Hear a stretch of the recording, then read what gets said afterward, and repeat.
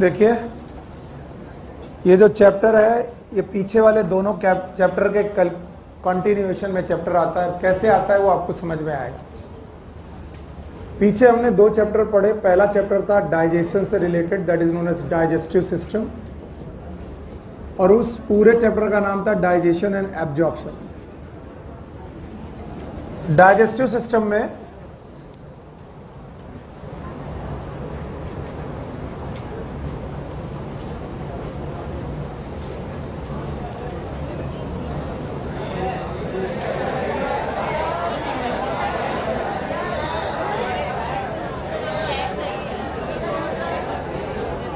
Okay, शांत रहो। जो तुम्हारे लिए सही है वो सही होगा, मेरे लिए भी कुछ सही मायने रखता है। मुझे ऐसे पढ़ाने दीजिए और आप केवल सुनिए। कुछ बच्चे हैं जिनको ऑनलाइन में तकलीफ है, ब्लैक वाले में बहुत ज़्यादा विजिबल नहीं आ रहा, उन्होंने मुझे मैसेज भेजा है वीडियो ऑनलाइन बन रहा, तो उनकी भी सुन लेते हैं। आप लोग तो बैठ के देख ही रहे हो।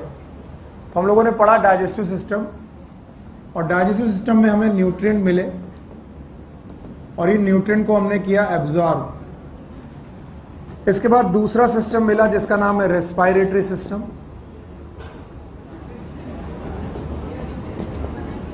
और रेस्पिरेटरी सिस्टम से हमको मिली ऑक्सीजन। तो आज चैप्टर यहीं से शुरू होता है कि जो तुमने डाइजेस्टिव सिस्टम में न्यूट्रिएंट पाए हैं और रेस्पिरेटरी सिस्टम में ऑक्सीजन पाए हैं, एक्चुअली जाते कहाँ हैं? तो बोलते हैं न्यूट्रिएंट हो कि ऑक्सीजन हो, दोनों ही जाते हैं सेल में।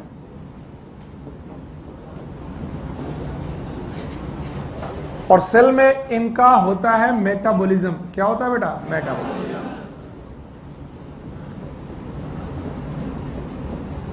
और इस क्या हो गया बेटा? बताओ बताओ बताओ, क्या हो गया? खड़े हो, खड़े हो जाओ, खड़े हो। क्या हो गया बताओ, हम लोग भी हंस लें।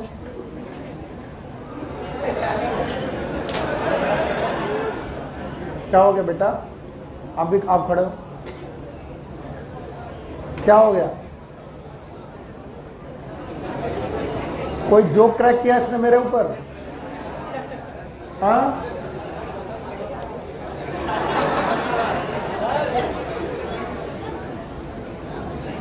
टीचर पे जोक क्रैक नहीं करते बेटा, गलत बात होती है। बैठो, हम है ना अपने ऊपर जोक क्रैक करने के लिए। तुम्हें मन करे कि सर जोक सुनाओ तो बता दो, सर काला का लूटा बैगन लूटा। वो कह रहा, आज सुबह एक बच्चे ने कहा सर आज आपने पीली पीली शर्ट पहनी और आप काले हो, बिल्कुल टैक्सी लग रहे हो। तो काला पीला, अरे जौन पीला है तौन मनाओ। और तुम तो आज से मेरे से बात मत करना। तुमने आज किसी को मारा?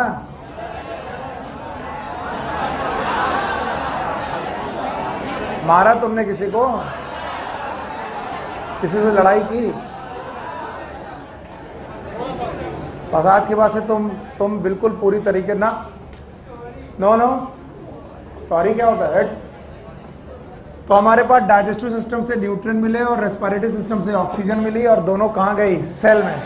सेल में क्या हुई? मेटाबॉलिज्म। मेटाबॉलिज्म होने पर कुछ वेस्ट प्रोडक्ट बने, जैसे कल मैंने बनाए थे आपको। और वेस्ट प्रोडक्ट में हमारे पास मेन वेस्ट प्रोडक्ट बना कार्बन डाइऑक्साइड। इसके अलावा कुछ नाइट्रोजन वेस्ट बने। एनसीईआरटी इतनी बढ़िया बुक है कि वो यहीं से शुरू करती कि आपको हर कोशिका तक, हर सेल तक ये दो चीजें पहुंचानी है। बोलो क्या? न्यूट्रिएंट और ऑक्सीजन। और हर कोशिका से ये दो चीजें निकालनी है। वेस्ट प्रोडक्ट में क्या? CO2 और नाइट्रोजन। अब ऐसा तो है नहीं कि हर कोशिका को आप रोटी खिलाने चले गए कि तुम खा लो, तुम्हें न्यूट्रिएंट चाहिए, हर कोशिका को ऑक्सीजन दे रहे हो, नहीं कर रहे हो। हम सबको मालूम है ये हम कैसे करते हैं, इंजेशन, डाइजेशन, एब्जॉर्प्शन, ऐसे सांस लेते हैं, इंस्पायरेशन और एक्सपायरेशन। तो बोलते हैं हमारे पास there must be a system. वो एक सिस्टम होना चाहिए जो कोशिकाओं के पास, सेल के पास ये चीजें पहुंचाए। और साथ में एक सिस्टम ऐसा भी है, वो वही सिस्टम होना चाहिए जो उन कोशिकाओं से इन चीजों को ले आए। किसको पहुंचाए? न्यूट्रिएंट और ऑक्सीजन। और किसे ले आए? Waste product. और बोलते हैं ये जो सिस्टम होगा इसे बोला जाएगा ट्रांसपोर्ट सिस्टम। देखो मैंने बचा है सर्कुलेटरी सिस्टम लिखना, मैं नहीं लिखा हूं सर्कुलेटरी सिस्टम, मैंने क्या लिखा? Transport. So there must be some transport system. हमारे पास एक ऐसा ट्रांसपोर्ट सिस्टम होना ही चाहिए जो क्या लेके जाए? और ऑक्सीजन कहां तक? और क्या लेके आए? CO2 और नाइट्रोजन वेस्ट। तो it is to and fro movement. Towards मतलब टू, एंड फ्रो मतलब away. This is to and fro movement हमारे को चाहिए जो कोशिकाओं तक चीजों को लेके जाएं और कोशिकाओं से चीजों को लेकर के आए। क्या लेकर जाएं? नाइट्रोजन और ऑक्सीजन। क्या लेकर आए? वेस्ट प्रोडक्ट और नाइट्रोजन। और बोलते हैं इस ट्रांसपोर्ट सिस्टम को ही हम लोग बोलते हैं सर्कुलेटरी सिस्टम। बोलो क्या बोलते हैं? Circulatory system. और सर्कुलेटरी सिस्टम के इस प्रोसेस का नाम है सर्कुलेशन। क्या नाम है? सर्कुलेशन। और जो हमारे चैप्टर के नाम में से एक नाम है, बताओ पहला क्या नाम है? Body fluid and circulation. याद रहेगा? तो अभी मैंने बॉडी फ्लूइड के बारे में डिफाइन नहीं किया, किसके बारे में किया? Circulation. So what is circulation? There must be a transport system in which there is a fluid which can carry the nutrient and oxygen towards the cell, and it will remove the waste product from the cell. It is to and fro movement towards the cell and away from cell. NCERT is such a good book. तो बोलते हैं कि जितना simple organism ये circulatory system उतना ही simple. तो बोलते हैं अगर मैं सिंपल एनिमल की बात करूं, क्योंकि प्लांट की बात नहीं चल रही, प्लांट का ट्रांसपोर्ट सिस्टम मैं अलग पढ़ा चुका हूं। प्लांट के ट्रांसपोर्ट सिस्टम में मैंने पढ़ाए थे शॉर्ट डिस्टेंस ट्रांसपोर्ट, और तो वो ट्रांसपोर्ट नहीं है, ये ट्रांसपोर्ट है एनिमल में। किसमें? एनिमल। तो बोलते हैं सिंपल एनिमल्स में the circulatory system will be simple circulatory system. Simple circulation होगा, और इन सिंपल सर्कुलेशन में बॉडी फ्लूइड के बजाय, अलावा बोला कि बजाय, बॉडी फ्लूइड के बजाय वाटर यूज होगा as a fluid for circulation. क्या यूज होगा? Water. And it depend upon कि ऑर्गेनिज्म कौन सा है। ऑर्गेनिज्म अगर सिंपल है तो क्या यूज करेगा? वाटर। और अगर ऑर्गेनिज्म कॉम्प्लेक्स है, कैसा है? कॉम्प्लेक्स, या फिर बेटा कॉम्प्लेक्स ऑर्गेनिज्म में हायर एनिमल हो गया है, और हायर, सिंपल में भी हायर एनिमल हो गया है, तो याद रखना कॉम्प्लेक्स लोग इस वाटर की जगह बॉडी फ्लूइड को यूज करेंगे। क्या यूज करेंगे? बॉडी। सो वाटर और बॉडी फ्लूइड और सेम थिंग और डिफरेंट थिंग, डिफरेंट। तो इस पॉइंट तक पहुंचने के पहले मुझे ये सब चाहिए, इसलिए मैं इसको रोक देता हूं कि मैंने ये नहीं पढ़ा। मैं ये मानता हूं कि बॉडी में सेल की तरफ और सेल से दूर दो तीन चीजें लेके जानी और लेके आनी। बोलो क्या लेके जाना है? कहां पर? क्या लेके आना है? Waste product and nitrogen. कहां से? और ये करने के लिए हमें क्या चाहिए? जो ट्रांसपोर्ट कर सके किसका? Nutrient and oxygen. कहां की तरफ? और जो क्या लेकर आ सके? वेस्ट प्रोडक्ट और नाइट्रोजन वेस्ट। कहां से? सेल से। और इस सर्कुलेटरी सिस्टम, इस ट्रांसपोर्ट सिस्टम का नाम, और इस प्रोसेस का नाम सर्कुलेशन। तो सर्कुलेशन में क्या सर्कुलेट हो रहा है? अगर आप सिंपल हैं, अगर आप, तो क्या सर्कुलेट होगा? वाटर। अगर आप कॉम्प्लेक्स हैं तो आपको बॉडी फ्लूइड। और बॉडी फ्लूइड और वाटर में क्या क्या बातें हमें पढ़नी है वो हमको आनी चाहिए। Yes yes, you stand up. Yes, no no no, yes, okay, खड़ी हो गई। बेटा हमें कुछ सिंपल एनिमल के नाम पता करने हैं। सिंपल एनिमल का मतलब I am dealing with the phylum. किससे डील कर रहा हूं? फाइलम। मैं इसे हटा दूं तो ठीक है। सिंपल एनिमल की बात करने जा रहा हूं by the basis of phylum. मुझे कुछ सिंपल फाइलम के, शुरुआती फाइलम के नाम बताओ। पहला कौन सा फाइलम है? पोरीफेरा। तो क्या पोरीफेरा में भी सर्कुलेशन होगा? यस। दूसरा, फिर से बोलो, सीलेंट्रेटा। सीलेंट्रेटा में होगा? तीसरा, टीनोफोरा। हाँ, टीनोफोरा, वेरी गुड। चौथा, प्लेटीहेल्मिन्थेस, नाम सुना हो? और एस्केल्मिन्थेस, और एनेलिडा, और मोलस्का, और याद है? मैंने तीन ही लिखे, बोलो कौन कौन लिखा? Porifera, Coelenterata Ctenophora. क्या पोरीफेरा, सीलेंट टेटा और टीनोफोरा को भी टू एंड फ्रो मूवमेंट करना पड़ेगा? And we all know the Porifera, they have one outlet, it is known as osculum. फिर से बोलो, and many inlet, they are known as ostia, और बहने वाला ब्लड की वाटर। तो बताओ ऑर्गेनिज्म कैसा है? सिंपल। तो सर्कुलेशन में क्या जा रहा है? वाटर। सिस्टम का नाम है वाटर कैनाल सिस्टम। नाम सिस्टम का भी देना पड़ेगा, बोलो क्या नाम? Water canal system. One inlet की many inlet? Many inlet, one outlet, it is known as water canal system. Body fluid हुआ कि एक्सटर्नल बॉटम? एक्सटर्नल। बाहर का पानी ही अंदर गया और पानी ही निकला, तो फ्लूइड गया कि वाटर गया? वाटर गया। इसका मतलब यहां पर सर्कुलेशन के लिए जो फ्लूइड है वो बॉडी का फ्लूइड है कि एक्सटर्नल है? एक्सटर्नल। क्योंकि बॉडी कैसी है? सिंपल। और सिंपल बॉडी जीबीएस यूज करेगी। What is GBS? General body surface. General body surface. अब कौन आया? Sealant टेटा। And as we know, the coelant strata have single mouth and the same mouth and same anus. बाकी आपको मालूम है mouth और anus same है। क्या नाम? और क्या यहीं से निकलेगा? बताइए। इस तरीके से एक ही माउथ से वाटर जाएगा और वाटर निकलेगा। This system is known as gastrovascular system. मेरा बहुत मन है कि आप इन दोनों के नाम याद रखें। पहले का नाम, दूसरे का नाम। Gastrovascular system. बताओ दोनों में क्या ट्रेवल करेगा? वाटर। क्या इसमें भी वाटर जाएगा? इसमें भी वाटर जाएगा। और दोनों कॉम्प्लेक्स हैं कि सिंपल है? सिंपल।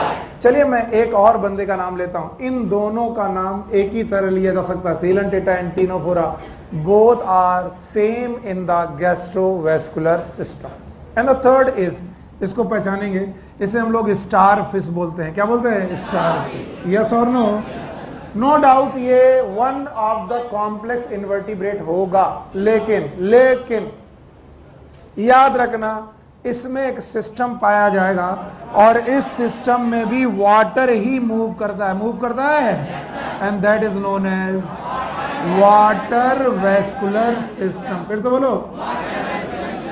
अब आपको लग रहा होगा कि सर ने इतना सारा डिटेल में क्यों पढ़ाया? क्योंकि एनसीईआरटी ने नाम लिया है इन सब का और इसलिए मुझे इनका डिटेल में बात करना था। बताओ इसमें क्या मूव किया? इसमें हर जगह वाटर मूव किया, लेकिन सिस्टम वही है कि अलग अलग? एक का नाम वाटर कैनाल सिस्टम। फिर से बोलो। और इसका नाम गैस्ट्रोवेस्कुलर सिस्टम और इसका नाम वाटर वेस्कुलर सिस्टम। इकाइनोडर्मेटा में वाटर कैनाल और पोरीफेरा में वाटर कैनाल और इसमें गैस्ट्रोवेस्कुलर सिस्टम। इतना पढ़ा के मैं क्या प्रूव करना चाहता हूँ? पीछे आओ, मैं वही प्रूव करना चाहता हूँ। सेल याद है? सेल में दो चीजें जानी है। एक क्या? न्यूट्रिएंट, दूसरा ऑक्सीजन। वेस्ट बनेंगे, वेस्ट वहीं रुकने के लौटने हैं, क्या जाना है? Nutrient and oxygen. क्या वापस आना है? CO2 और नाइट्रोजन। और इनको लाने और ले जाने के लिए कोई सिस्टम चाहिए। सिस्टम का नाम सर्कुलेटरी सिस्टम या फिर ट्रांसपोर्ट। मैं इसे सर्कुलेटरी सिस्टम नहीं कह सकता, ट्रांसपोर्ट सिस्टम कह सकता हूँ। सिंपल बंदा तो क्या लेगा? वाटर। और सिंपल बंदों में चार लोग, नाम बोलो। पोरीफेरा, सीलेंट टेटा, टीनोफोरा और इकाइनोडर्मेटा। ये कौन है भाई साहब? इकाइनोडर्मेटा। और सबका अपना मूवमेंट वाटर के द्वारा है और सबका सिस्टम एक ही की अलग अलग। नाम बताओ। बोलो। Porifera, water canal system, ascon, sycon, leucon. कुछ याद ही नहीं आ रहा? याद है? अच्छा बताओ। पोरीफेरा के बाद coelenterata and ctenophora. Gastrovascular system क्या मूव किया? वाटर। और तीसरा याद आया? बोलो। It is known as water vascular system. इतना पढ़ाने में कोई क्वेश्चन नहीं बनना। मैं यहां से जंप करूंगा हायर एनिमल्स कि सर अगर आप हायर एनिमल्स की बात करें तो, और मैं हायर एनिमल में सबसे हाईएस्ट मानता हूं कॉर्डेटा को। किसको? कॉर्डेटा। और कॉर्डेटा जो है वो मोस्ट कॉम्प्लेक्स एनिमल है, one of the most complex animal, यानी सबसे ज्यादा कॉम्प्लेक्स एनिमल आपको कॉर्डेटा में मिलने वाले हैं। और अगर कॉम्प्लेक्स एनिमल है तो इनका वेस्कुलर सिस्टम भी कैसा होगा, कॉम्प्लेक्स। कॉर्डेटा के 5 लोगों के नाम, one is fish, amphibia, reptile, birds, और हम लोग कौन है, हाँ, थैंक यू वेरी मच। तो मैमल्स इन सब में सबसे सिंपल की सबसे कॉम्प्लेक्स, सबसे कम। और ये अपने ट्रांसपोर्ट में बॉडी फ्लूइड यूज करते हैं। क्या यूज करते हैं, बॉडी, यानी एक्सटर्नल वाटर यूज करते हैं कि खुद का फ्लूइड। और इस खुद के फ्लूइड को यूज करने के लिए ये 2 प्रकार के फ्लूइड पे डिपेंडेंट है। One is known as blood, another one is known as lymph. और मैं यहाँ छोड़ने वाला नहीं हूं, अब आपको पूरा करना पड़ेगा एक साथ बोलेंगे सब लोग, यस। पोरीफेरा सिस्टम बोलो, वाटर कैनाल सिस्टम, सीलन टेटा टीनोफोरा, वेस्कुलर सिस्टम, यस। इसके बाद आया echinoderm, water vascular system. If you have the blood for your circulation, it is known as blood vascular system, blood vascular system. And if you have the lymph, it is known as a lymphatic system. तो higher animals अपनी body में transport के लिए 2 system use करते हैं, blood vascular system and lymphatic system. और मैं अभी भी इस पॉइंट को कहकर वही पॉइंट बोलना चाहता हूं कि चाहे ब्लड हो चाहे लिम्फ हो, वो क्या लाना और क्या ले जाना चाहते हैं, न्यूट्रिएंट एंड ऑक्सीजन। लाना कि ले जाना, लाना।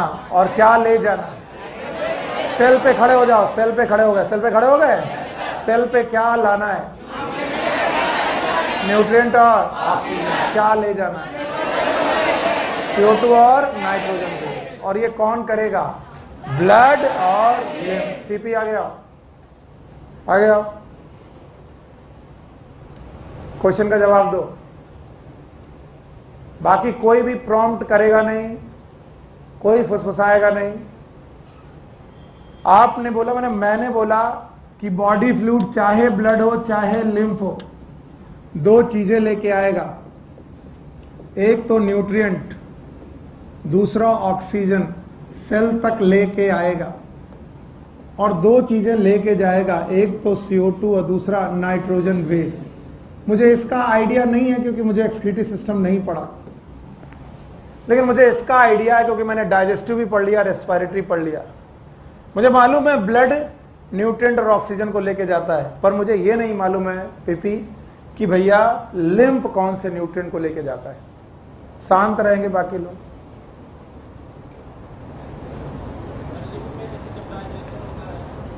लिम्फ में डाइजेशन होता है, हाँ लिम्फ।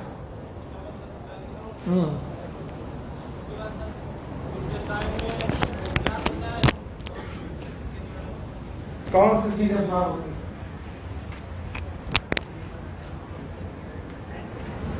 आओ आगे आओ, आओ।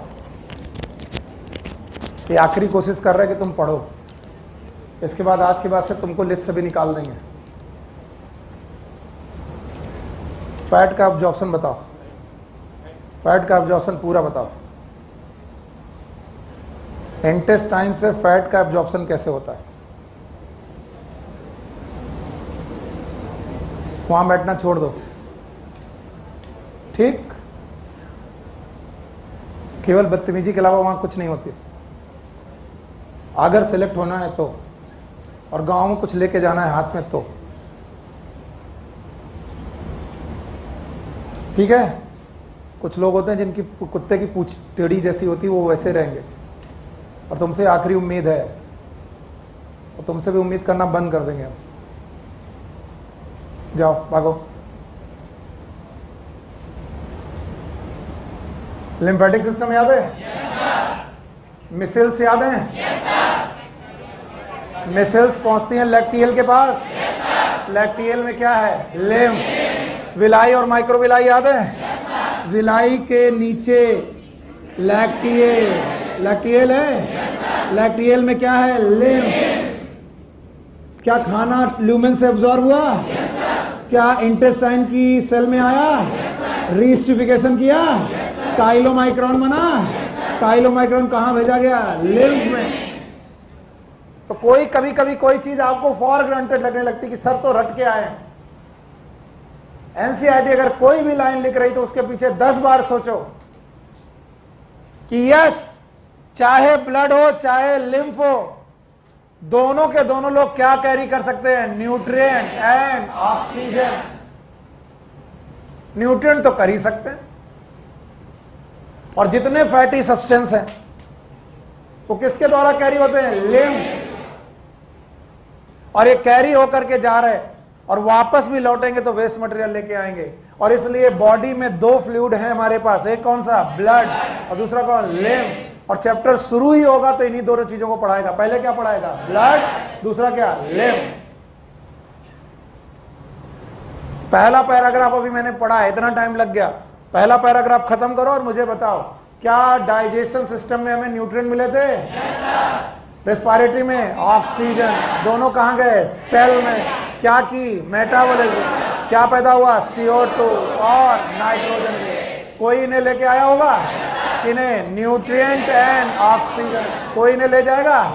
किसे? CO2 और वेस्ट ले जाएगा। CO2 और वेस्ट। खड़े हो। यस, CO2 का ट्रांसपोर्ट थ्रू ब्लड, तीनों तरीके।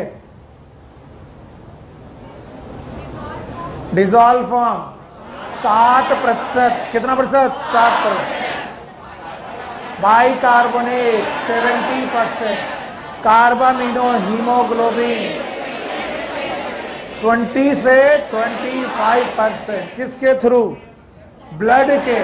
तो बताओ, ब्लड न्यूट्रिएंट लाया था? ऑक्सीजन लाया था? CO2 ले जाएगा? कहां ले जाएगा वो हमसे मतलब नहीं है, ले जाएगा। तो लाएगा और ले जाएगा। क्या लाएगा? न्यूट्रिएंट और ऑक्सीजन। क्या ले जाएगा? पक्का? ये केवल बताने की कोशिश कर रहा हूं कि तुमको मालूम होना चाहिए क्या है। क्या ये ट्रांसपोर्ट सिस्टम है? बंदा सिंपल तो बताओ, सिंपल सिस्टम होगा। बंदा कॉम्प्लेक्स तो complex. Porifera, water canal system. सीलन टेटा टीनोफोरा, गैस्ट्रोवेस्कुलर सिस्टम, इकाइनोडर्मेटा। और animal, higher animal, blood vascular system and lymphatic system. कौन कौन? ब्लड वेस्कुलर सिस्टम और lymphatic. So first we have to study about the blood only. हमें पहले blood समझना चाहिए कि व्हाट इज ब्लड। और पढ़ाऊंगा नहीं, पूछूंगा। सौरभ जी खड़े होइए। What is blood?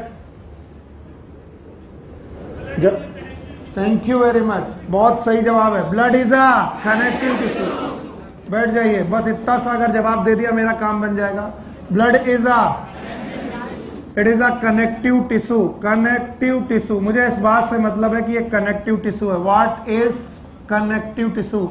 जो 2 या 2 से ज्यादा टिश्यू को आपस में कनेक्ट करे। क्या करे? कनेक्ट। चलो अपराजिता, टिश्यू की definition. It is a group of cell. Group of cell. Group of cell. हाँ हाँ, बाहर आओ।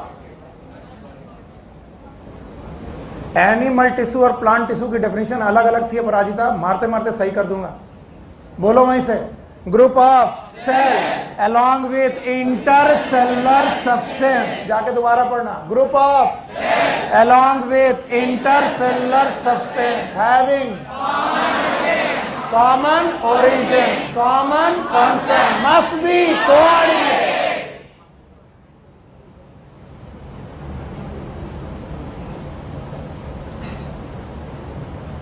अगर बुद्धि सही रखनी है, सेलेक्ट होना है तो नहीं, यहीं घूमते रहोगे। और अपने कुछ दीदियों से पूछो कितने साल से यहां पर घूम रही हैं। बैठो, बोलो। Group of.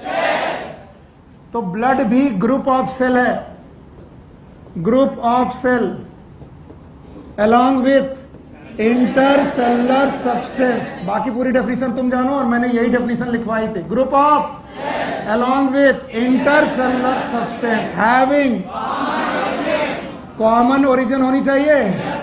It must have the common origin और सबको मिलकर के कॉमन फंक्शन। क्या करना चाहिए? इससे भी काम चलने वाला नहीं है। And must be coordinated. Porifera के पास एक सेल की बहुत सारी ओरिजिन भी एक साथ हो सकता था, लेकिन उनके पास कोऑर्डिनेशन नहीं था, क्योंकि नर्व और नर्व नहीं थी तो टिश्यू। तो पोरीफेरा के पास सेल होने के बावजूद भी टिश्यू नहीं थे। और इसीलिए मैंने बोला था किसी भी कनेक्टिव टिश्यू में, किसी भी तीन बातें देखेंगे। सुभाषिनी खड़े हो। वो कौन सी तीन बातें थी जो तुम्हें किसी भी कनेक्टिव टिश्यू में देखनी थी? चलो।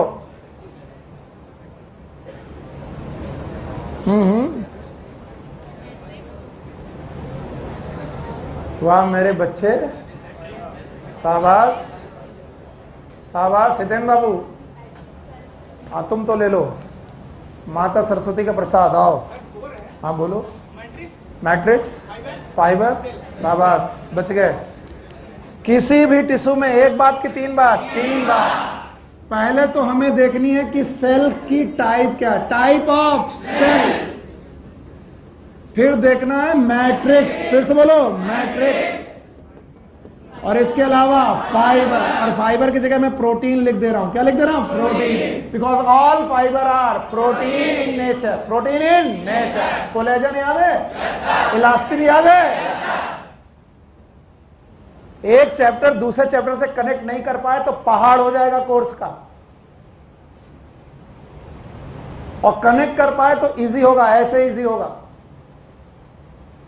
अब सुनो, ब्लड अगर एक कनेक्टिव टिश्यू है तो ब्लड में भी तीन बातें होंगी। बोलो क्या? Cell, matrix, protein, fibre. Protein, fibre. और बस अंतर इतना है कि मैट्रिक्स और प्रोटीन को मिला करके मैंने इनका नाम रखा है प्लाज्मा। बोलो क्या नाम? प्लाज्मा। कुछ नई चीज नहीं पढ़ा रहा। और सेल को मैंने सेल की बजाय फॉर्म्ड पार्टिकल लिखा है। क्या लिखा? फॉर्म्ड पार्टिकल या फॉर्म्ड एलिमेंट्स। ऐसा कोई पहाड़ नहीं टूट रहा, चीजें वही हैं। तो अब मुझे बताओ, ब्लड में दो चीजें जो होनी ही चाहिए, नंबर बोलो, फॉर्म्ड एलिमेंट एंड प्लाज्मा।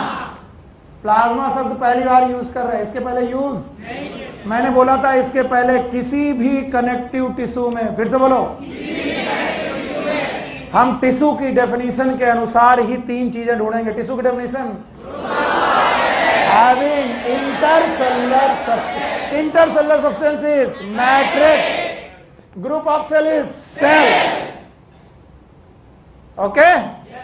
तो group of cell having intercellular substance and having common origin, common function and must be coordinated.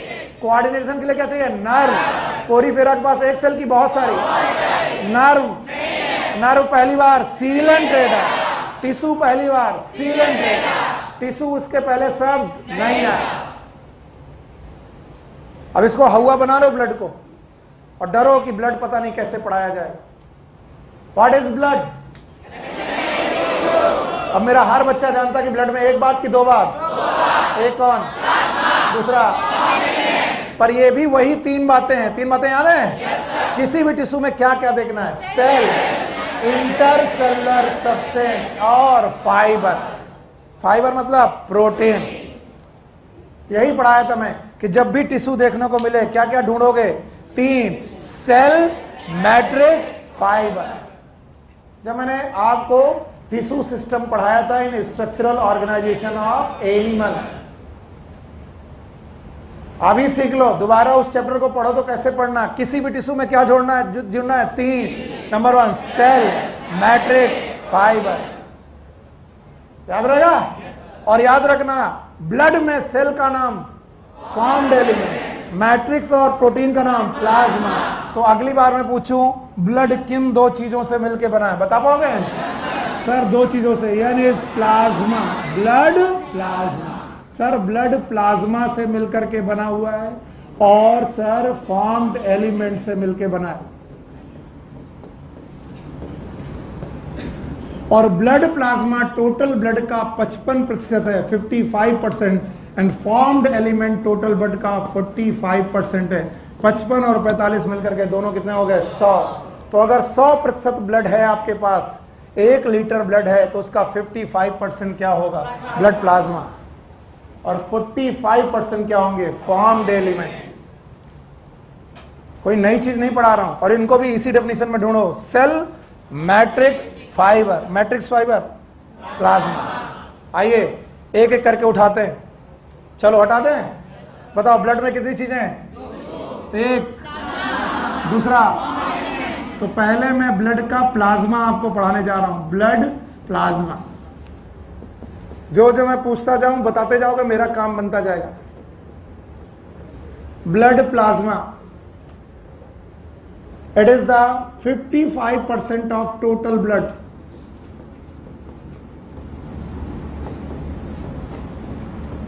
और पता नहीं क्या है कि बायोलॉजी और 5 पॉइंट का तुम्हारे साथ एक रिलेशन सा बन गया।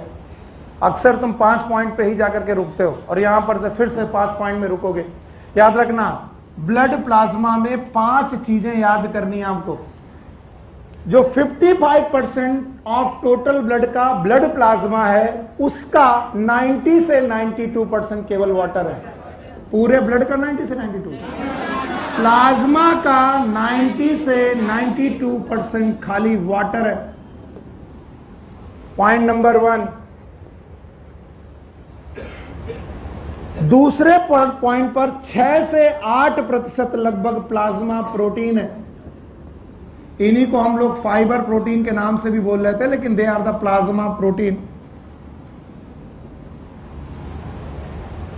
और प्लाज्मा प्रोटीन मैंने दूसरे नंबर पे लिखी। पहले नंबर पर वाटर, कितना? 90 से 92% वाटर और 6 से 8% प्लाज्मा प्रोटीन। याद रहेगा? इसका पीएच लगभग 7.4 है, स्लाइटली बेसिक। याद रखना, इसका कलर स्ट्रॉ है, ये रेड कलर नहीं है, स्ट्रॉ है, क्योंकि आरबीसी के बिना जो भी कलर है वो स्ट्रॉ कलर होगा, भूसे जैसा। स्ट्रॉ कलर का है, पीएच 7.4 है, 90 से 92% वाटर है और 6 से 8% प्लाज्मा प्रोटीन है। दुर्भाग्य, भगवान ना करे कभी डेंगू के केस में तुम्हें प्लेटलेट चढ़ानी पड़े, तो जो प्लेटलेट का कलर देखोगे वो कुछ कुछ वाइट और भूसे जैसा होगा, उसी को ब्लड प्लाज्मा बोलते हैं। उस समय पर ब्लड प्लाज्मा चढ़ाया जा रहा था। इस समय पर कोरोना पॉजिटिव में एंटीबॉडीज जो निकाली जा रही थी, कहां से निकाल रही थी? प्लाज्मा से। तो प्लाज्मा में पूरा खून चढ़ा रहे थे कि प्लाज्मा खाली? प्लाज्मा। इसका मतलब उसमें हम लोग ब्लड सेल्स नहीं चढ़ा रहे थे, खाली क्या चढ़ाते हैं? प्लाज्मा। तो देखो 90 से 92% वाटर, 6 से 8% प्रोटीन। और प्रोटीन भी कुल मिलाकर 3 प्रकार की। Number 1 is known as fibrinogen, जो लगभग 0.5% है। 6 से 8 का 0.5%, यानी इतने में से 6 से 8। इसके अलावा है बेटा इम्यूनोग्लोबुलिन्स या फिर ग्लोबुलिन्स। ग्लोबुलिन्स प्रोटीन वो हैं जो ग्लोब लाइक है, और याद रखना ये लगभग 2.5% है। और तीसरी तरीके की प्रोटीन है जिनका नाम है एल्बुमिन, ये एवरेज में लगभग 4.5% है। ये सब एवरेज वैल्यू लिखिए। फाइब्रिनोजेन ब्लड क्लॉटिंग में काम आती हैं, खून का थक्का जमाने में काम आती हैं, और ये फाइब्रस है, फाइबर जैसी है। ग्लोबुलिन आईजी बनाती है। अब ये मत पूछना आईजी क्या होता है, 3 दिन से चिल्ला रहे। What is Ig? Immunoglobulin. Why they are known as globulin? Globe like. Immunoglobulin football जैसी हैं, ग्लोब्यूलिन्स, और इम्यून सिस्टम बनाती हैं, that's why it is known as immunoglobulins, also known as antibodies. बोलो 5 प्रकार की एंटीबॉडी याद है? IgG, IgA, IgM, IgD, IgE। याद है? तो ये सब की सब इम्यूनिटी मेंटेन करती हैं। तो globulins maintain the immunity.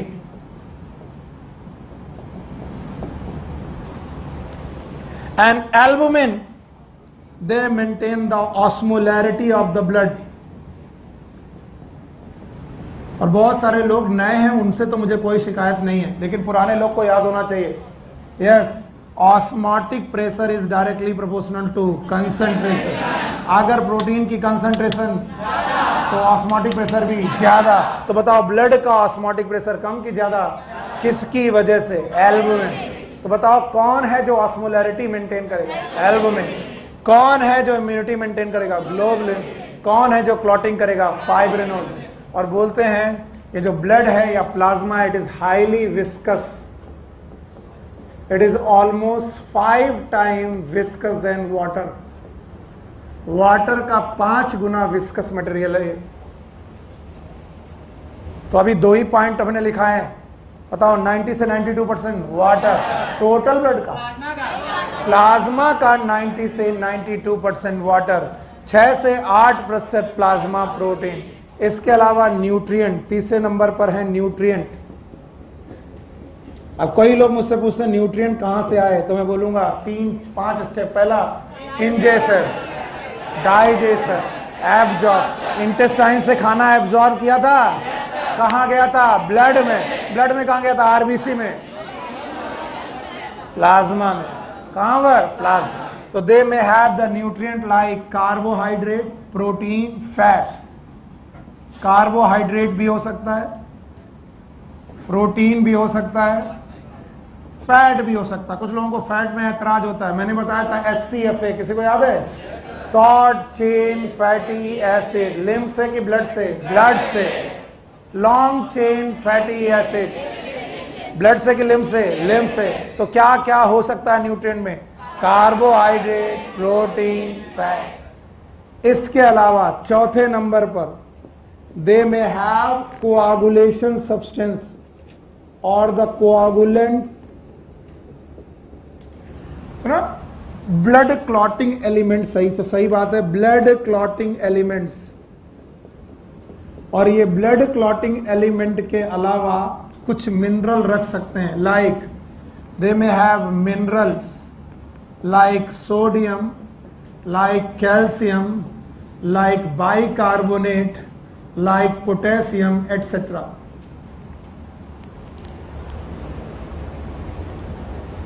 Yes, चौथे नंबर पर इनमें ब्लड क्लॉटिंग एलिमेंट हो सकते हैं। कैल्शियम एक ब्लड क्लॉटिंग एलिमेंट है। जब मैं ब्लड क्लॉटिंग पढ़ाऊंगा तो कैल्शियम पढ़ाऊंगा। Calcium is useful in blood clotting. So they may have blood clotting element along with some minerals. बोलो कौन कौन से mineral? Sodium, calcium, bicarbonate, potassium. Nitin, अगर एल्डोस्टेरोन ज्यादा हुआ तो ब्लड में किस आयन की कमी होगी? अगर एल्डोस्टेरोन ज्यादा हुआ ब्लड में किस आयन की कमी होगी? कल क्लास में क्यों नहीं थे? अरे यार सॉरी, पढ़ाया नहीं। आप लोग R1 हो? Sorry. Blood clotting element sodium, calcium, bicarbonate and potassium. ये हो गया चौथा नंबर। पांचवा नंबर, नितिन खड़े रहो। There must be some enzyme. एक ऐसा एंजाइम का नाम बताओ जो हमारे कार्बन डाइऑक्साइड के ट्रांसपोर्ट में मदद करता है। It is carbonic anhydride. फिर से बोलो। तो इनमें कार्बोनिक एनहाइड्रेज नाम के एंजाइम हो सकते हैं। इसके अलावा एमाइलेज नाम के एंजाइम हो सकते हैं, एटसेट्रा। मैंने कहा था बायोलॉजी और 5 का कुछ रिलेशन है। प्लाज्मा में कितनी चीजें पढ़ाई? 5। और इनमें से कोई मेरी नहीं है और कोई किसी बाहर एनसीईआरटी बुक की नहीं है। सब एनसीईआरटी में लिखी हुई पॉइंट है। घर जाओगे, इनको पढ़ोगे और बताओगे कि सर कहाँ लिखा है। बताओ ब्लड में कितनी चीजें? 2। वैसे तो 3 चीजें ढूंढनी चाहिए, मैट्रिक्स, फाइबर, सेल। फिर से बोलो, मैट्रिक्स, फाइबर, सेल। क्योंकि हर टिश्यू में यही डेफिनेशन है, group of cell. with intercellular substance. That intercellular substance is known as matrix. तो यहां पर मैट्रिक्स और फाइबर को मिलाकर मैंने क्या बोला? प्लाज्मा. ब्लड प्लाज्मा में दो चीजें की पांच. पहला वाटर कितना? 90 से 92%. चलो भाई, प्लाज्मा प्रोटीन 6 से 8. कितने प्रकार की? Globulin, albumin. सबसे ज्यादा एल्बुमिन. दूसरे नंबर पर ग्लोबुलिन. तीसरे नंबर पर पक्का कौन है जो ऑस्मोटिक बैलेंस करेगी? एल्बुमिन. इम्यूनिटी, क्लॉटिंग, तो 2 हो गए. तीसरा क्या है? Nutrient, carbohydrate, protein, fat. चौथा क्या है? Blood clotting element, minerals, sodium, calcium, bicarbonate, potassium, enzyme, carbonic anhydrase, amylase, etcetera. कहते हैं कभी कभी ब्लड क्लॉटिंग हो जाती है. ये सबके साथ हुआ है. कुछ लोगों ने देखा है, कुछ लोगों ने उससे घृणा की है, इसलिए नहीं देखा. जब भी आप कभी फोड़े फुंसी को ध्यान से देखेंगे और वहां पर ब्लड क्लॉटिंग की वजह से पपड़ी जमी होगी, उस ब्लड क्लॉटिंग की पपड़ी से निकलता हुआ एक फ्लूइड दिखाई पड़ेगा. That fluid is known as serum. फिर से बोलो, सीरम. मैंने डेफिनेशन बड़ी गंदी पढ़ाई अभी आपको, अब इसको सुनिए. अगर ब्लड प्लाज्मा से, किससे? क्लॉटिंग फैक्टर्स, क्या हटा दिए जाए. क्या हटा दिए? तो ब्लड प्लाज्मा का नाम सीरम. क्यों? क्योंकि क्लॉट से निकलने वाला फ्लूइड भी ब्लड से ही आ रहा है. क्लॉट से ऊज करने वाला फ्लूइड सीरम कहलाता है. किसी ब्लड क्लॉट से, किसी पपड़ी से निकलने वाला फ्लूइड सीरम कहलाता है. इसका मतलब प्लाज्मा ही निकल रहा है, लेकिन क्या छोड़ आया है? Clotting factor. तो blood plasma minus clotting factor, it is known as serum. तो कल को पूछा जाए व्हाट इज सीरम, बोलो बता पाओगे?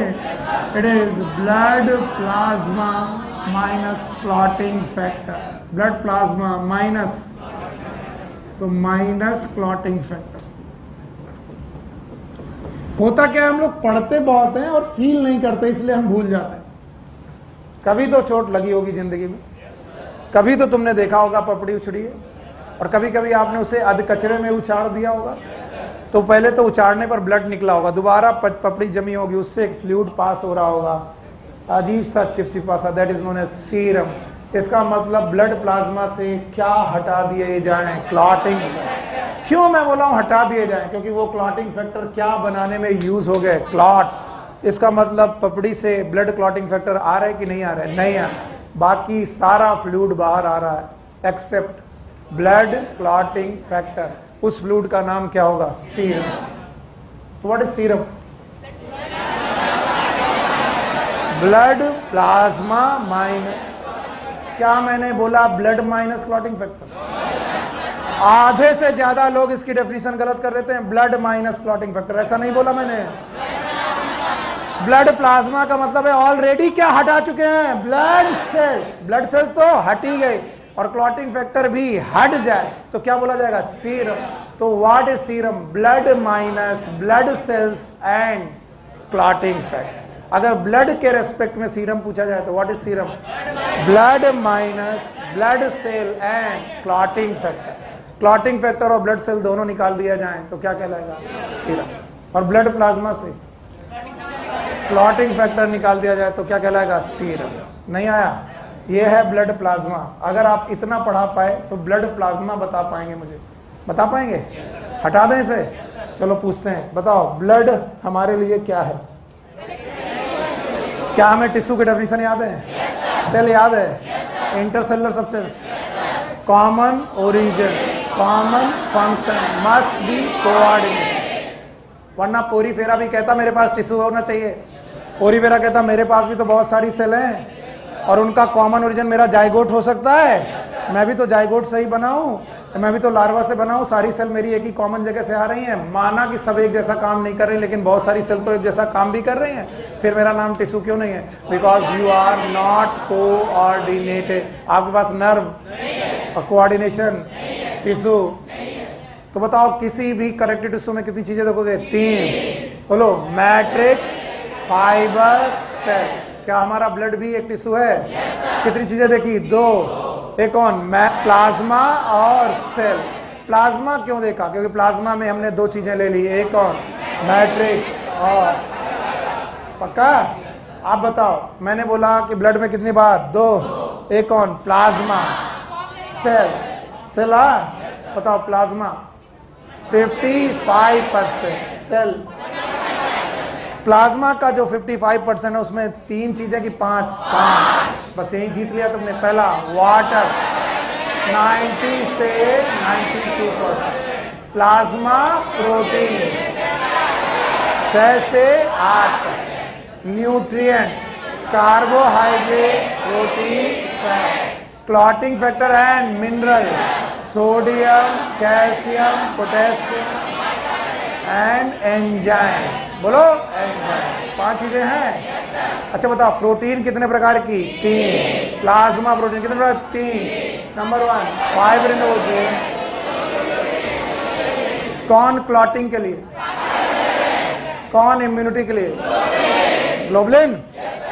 कौन है जो बेटा, क्या इसका पीएच 7.4 है, क्या ये लाल कलर का है,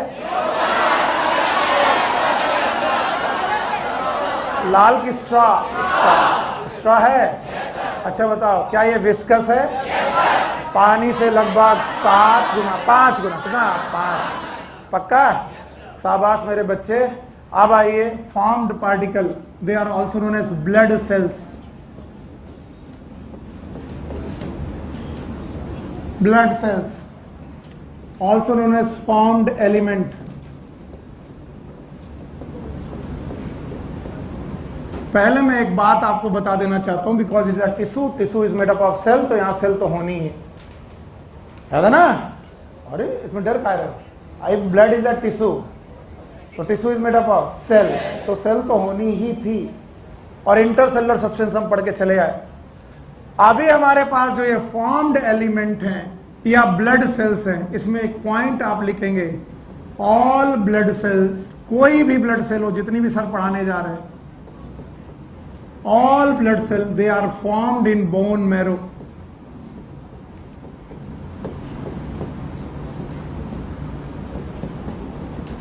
हर प्रकार की ब्लड कोशिकाएं बोन मैरो में बनती हैं। एक लंबी हड्डी लीजिए अपनी बॉडी की, लॉन्ग बोन। लॉन्ग बोन के नाम सुनो, फीमर, बोलो, tibia, fibula, humerus, radius, ulna, sternum, फिर से बोलो, क्लैविकल, फिर से बोलो, क्लैविकल। बस इतनी लॉन्ग बोन है, फिर से बोलो, femur, tibia, fibula, radius, humerus, sternum, पक्का। और कोई हड्डी लंबी नहीं है, चपटी अपटी होंगी। द लॉन्ग बोन की कैविटी के अंदर मैरो, नाम बताओ, बोन मैरो। बोन मैरो लंबी हड्डियों के अलावा क्रेनियल बोन में भी होता है। कहां पर, क्रेनियल बोन, या तो लॉन्ग बोन या तो क्रेनियल। इन बोन मैरो से आपकी सारी ब्लड सेल्स बनती हैं, वो ब्लड सेल्स जो मैंने अभी तक पढ़ाई भी नहीं।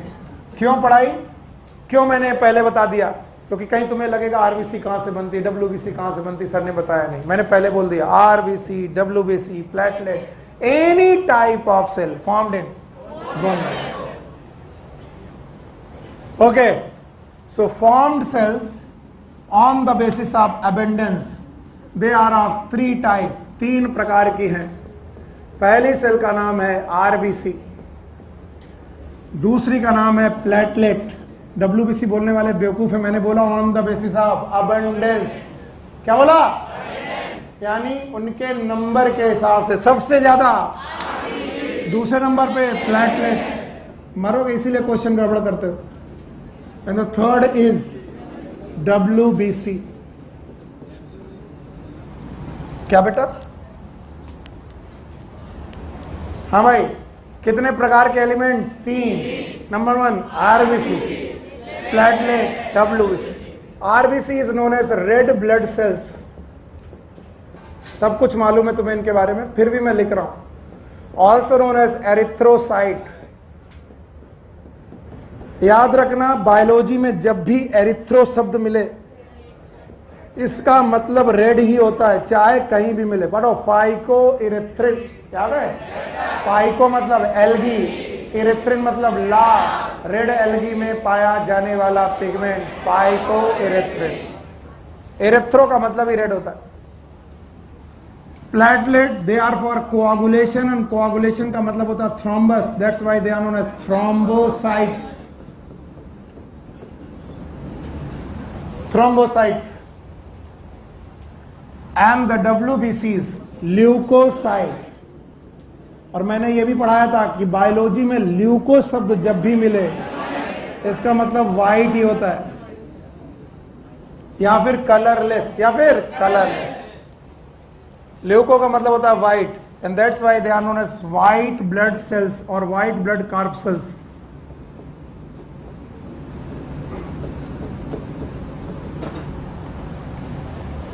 हाँ बेटा, फैन चला है तो बेटा तुम फैन ढूंढ के बैठा करो, चला भाई। यहां पर मैं पढ़ाऊंगा, शोर होगा, मैं कंसंट्रेशन करूँ, वॉमिटिंग आ रही है, एसी नहीं चल रहा।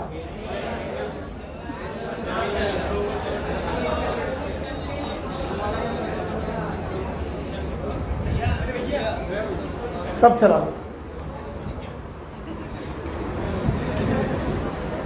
ऐसा नहीं कि हम कोई बड़ी ठंडी में पढ़ा रहे तुम।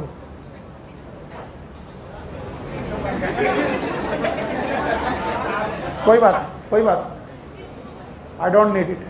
पर आप ये सीख जाओ, यही मेरे लिए बड़ी आफत है। आपको भी चाहिए? चलवाएं भैया, काहे कोई बंद किए, सब खोलो,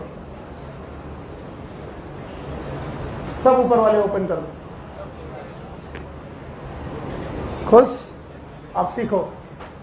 बताओ कितने प्रकार की सेल्स? एक कौन? RBC, platelet, WBC। Full form RBC का red blood cell, also known as erythrocyte, platelet, thrombocyte, leucocyte. What is leucocyte? White blood cells. याद रहेगा? चलिए, पहले क्या पढ़ा है? आरबीसी। हटा दे इसे।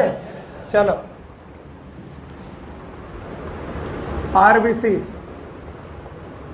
they are the most abundant cell,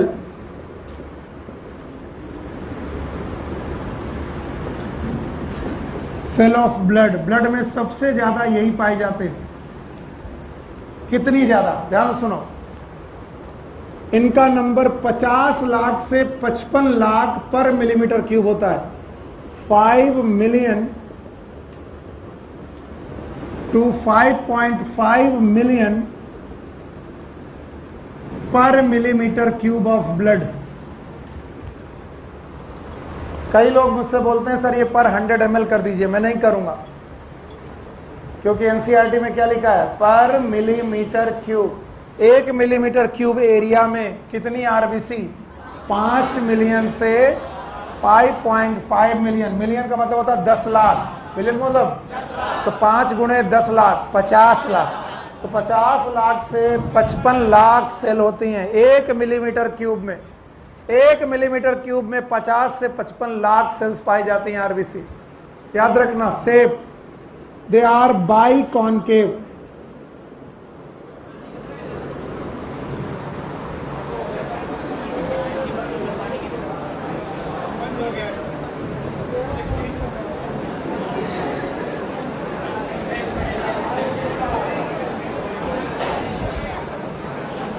ऐसे में बच्चा कैसे पढ़ेगा बताओ?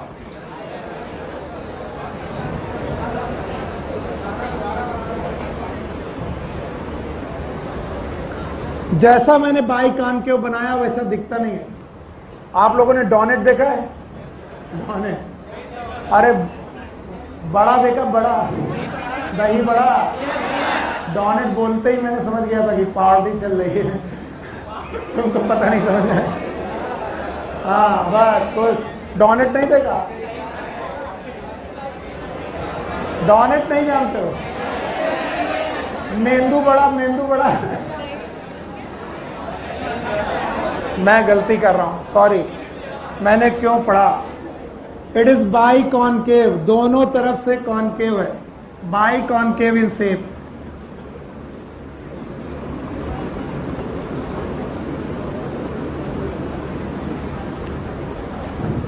इट इज इन्यूक्लिएटेड,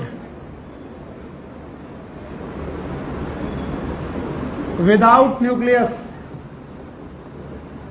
आरबीसी में न्यूक्लियस नहीं होता, इसलिए लिविंग की डेड, लिविंग की डेड लिविंग है। न्यूक्लियस ना होना मर जाना नहीं है, वरना सीव ट्यूब भी मर गए होते। यस है। तो दीज आर लिविंग सेल। कैसी सेल हैं? लिविंग। विथ न्यूक्लियस की without. Why they are living? Because they have cytoplasm. फिर से बोलो। और उस साइटोप्लाज्म में मेटाबॉलिज्म है। लेकिन ध्यान से सुनो, ध्यान से सुनो, most of the cell organelle are absent.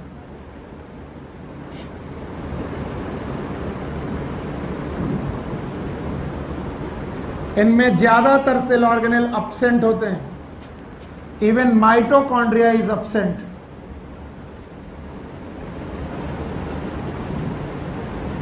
Mitochondria भी एब्सेंट होता है। और माइटोकॉन्ड्रिया एब्सेंट रखने की भगवान को एक वजह है, क्योंकि मालूम है आरबीसी के अंदर भगवान ने एक पिगमेंट दिया है, याद है? पिगमेंट का नाम हीमोग्लोबिन। हीमोग्लोबिन ये स्लाइट पर्पल कलर का पिगमेंट है। क्या पढ़ा रहे हो उल्टा? लेकिन जैसे ही ये ऑक्सीजन से जुड़ता है, किससे जुड़ता है? Oxygen, it become red colour. बोलो कैसा? रेड। तो जिस जिस जगह पर ऑक्सीजन की कमी होगी वहां पर आपको रेड दिखेगा कि ब्लूइश? इसीलिए वेन्स का कलर, वेन देखिए कभी, वेन का कलर लाल होता है कि ब्लूइश? ब्लूइश, क्योंकि वहां पर ऑक्सीजन ज्यादा की कम? कम। नहीं समझ में आया? नहीं समझे ना? मैं बोल रहा हूं हीमोग्लोबिन स्लाइट पर्पल या फिर पिंकिश। बड़ा हरा, हरा दिख रहा है। आइटम हो तुम? हरा नहीं हो, ब्लू है। अरे हम क्यों पढ़ा रहे यार, हटो। आरबीसी में कौन सा पिगमेंट है? हीमोग्लोबिन। फिर से बोलो। हीमोग्लोबिन में ऑक्सीजन जोड़ी जाए तो लाल कलर का दिखाई पड़ेगा। और चूंकि बेटा 50 लाख से 55 लाख आरबीसी हैं, तो बताओ प्लाज्मा के पास अगर आरबीसी हुई तो खून कैसा दिखाई पड़ेगा? लाल। जबकि प्लाज्मा कैसा था? उसका कलर। और आरबीसी कितनी है? 50 से 55 लाख। तो आरबीसी बहुत ज्यादा कि बहुत कम? बहुत ज्यादा। तो बताओ खून का कलर लाल। अगर मैं खून से क्या निकाल दूं? आरबीसी। बताओ खून किस कलर का होगा? स्ट्रॉन्ग। जिस कलर का क्या था? प्लाज्मा। बताइए कैसी? बाई कॉन्वेक्स की बाई कॉनकेव? बाई कॉनकेव है। बताइए इसमें न्यूक्लियस है कि नहीं है? नहीं है। और न्यूक्लियस नहीं के साथ साथ सेल ऑर्गेनेल भी नहीं है, माइटोकॉन्ड्रिया भी नहीं है। क्यों नहीं है माइटोकॉन्ड्रिया? क्योंकि भगवान ने हीमोग्लोबिन को यहां प्लेस किया है और उन्हें मालूम है कि हीमोग्लोबिन को मुझे क्या देनी है? ऑक्सीजन। फिर से बोलो। और कौन सा प्रोडक्ट बनाना है? Oxy haemoglobin. फिर से बोलो। और अगर मैं ऑक्सी हीमोग्लोबिन बनाने लगा तो क्या दूंगा? ऑक्सीजन। और अगर मैंने रख दिया क्या? माइटोकॉन्ड्रिया, तो वो ऑक्सीजन कौन ले जाएगा? माइटोकॉन्ड्रिया। तो बताओ जो ट्रांसपोर्ट होगा वो एफिशिएंट होगा कि नॉन एफिशिएंट? इनएफिशिएंट होगा। इसका मतलब जो चोर है उसके द्वारा आप अपना खजाना भेज नहीं सकते। क्यों? क्योंकि खजाना भेजोगे तो बताओ खजाना लुट जाएगा। यस। तो चोर कौन? तो माइटोकॉन्ड्रिया रखेंगे कि नहीं? नहीं, क्योंकि माइटोकॉन्ड्रिया क्या चाहता है? ऑक्सीजन। बोलते हैं ज्यादातर मैमल की बात चल रही है।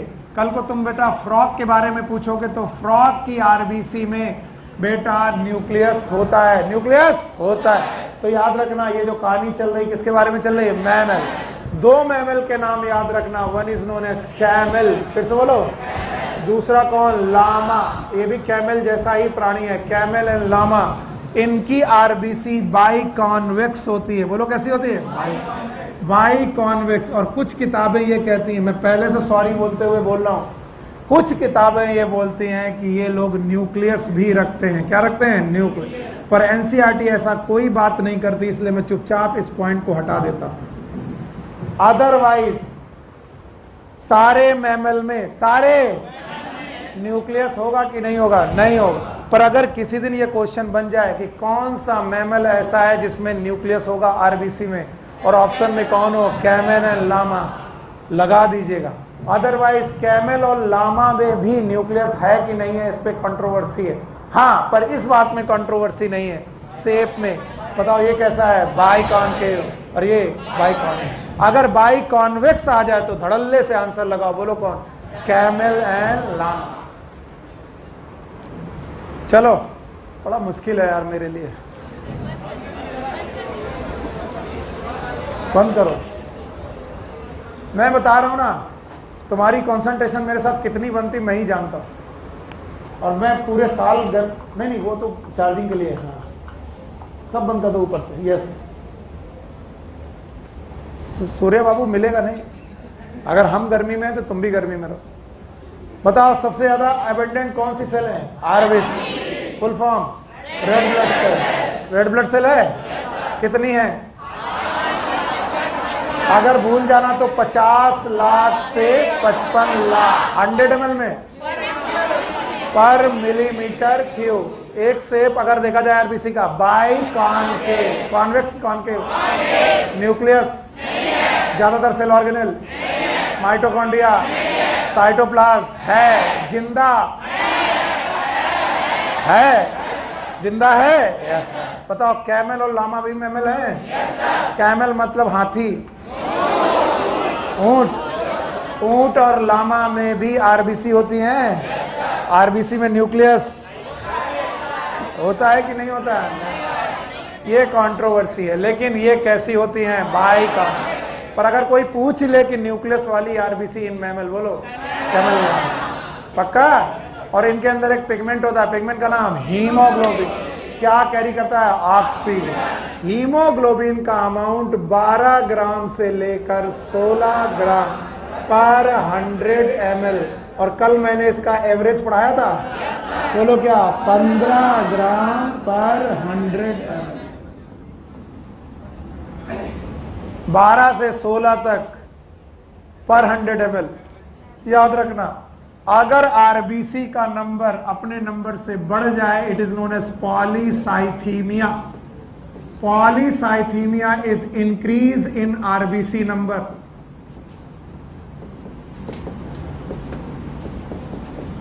आरबीसी के नंबर में इंक्रीमेंट हो जाए, it is known as polycythaemia.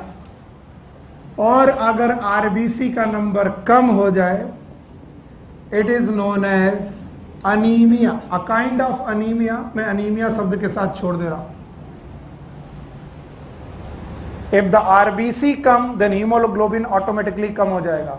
और हीमोग्लोबिन अगर अपने आप कम हो जाएगा तो बताओ बीमारी का नाम? अनीमिया। ठीक है? वैसे तो इस शब्द को बोलते हैं इरेथ्रोसाइटोपिनिया। उतना बड़ा शब्द तुम समझा नहीं पाओगे। पीनिया का मतलब कमी, ठीक है? पर आप इसे क्या बोलोगे? अनीमिया। आरबीसी का नंबर बढ़ जाए तो, अगर कल को मैं क्वेश्चन पूछूं कि आरबीसी का न्यूक्लियस 2 लोग कि 3 लोग,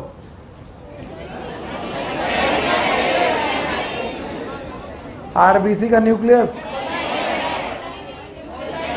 कहाँ हो? आज यहां नहीं हो, तबीयत ठीक नहीं है। आरबीसी का न्यूक्लियस होगा कि नहीं होगा? नहीं होगा। माइटोकॉन्ड्रिया, साइटोप्लाज्म होगा। हीमोग्लोबिन होगा। सफेद सफेद कि लाल लाल? कौन? कब?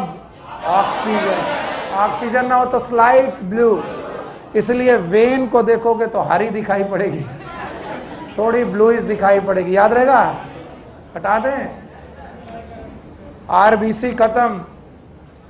आरबीसी के बाद आता है प्लेटलेट्स। ए भैया, आरबीसी बनती कहाँ थी? थैंक गॉड, जवाब आया। पढ़ाया नहीं ना मैंने। आरबीसी कहाँ बनती है? वो बनती है। पढ़ाया है? Now platelets.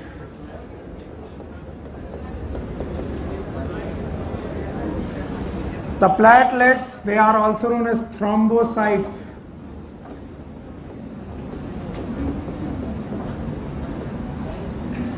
Y they known as thrombocyte, because ये थ्रोम्बस नाम के शब्द से बनाई गई है। थ्रोम्बस इसका मतलब होता है ब्लड क्लॉट।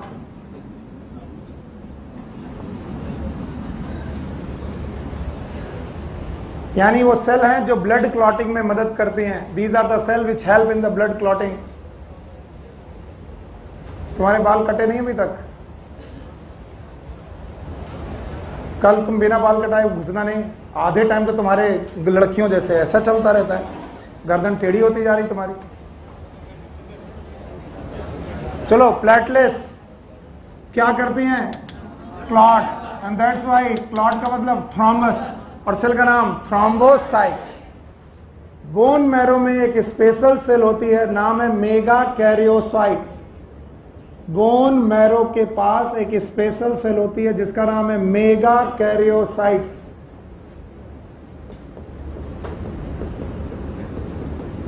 और इन मेगा कैरियोसाइट के फ्रेगमेंट हैं, सेल फ्रेगमेंट्स। इन्हीं सेल फ्रेगमेंट्स को हम लोग प्लेटलेट का नाम देते हैं। तो कई बार लोग प्लेटलेट को सेल नहीं मानते, लोग प्लेटलेट को सेल फ्रेगमेंट मानते हैं। तो कभी अगर क्वेश्चन आ जाए प्लेटलेट इज सेल और सेल फ्रेगमेंट, तो आप जवाब यही लगाना, ये सेल फ्रेगमेंट है, सेल के टुकड़े हैं।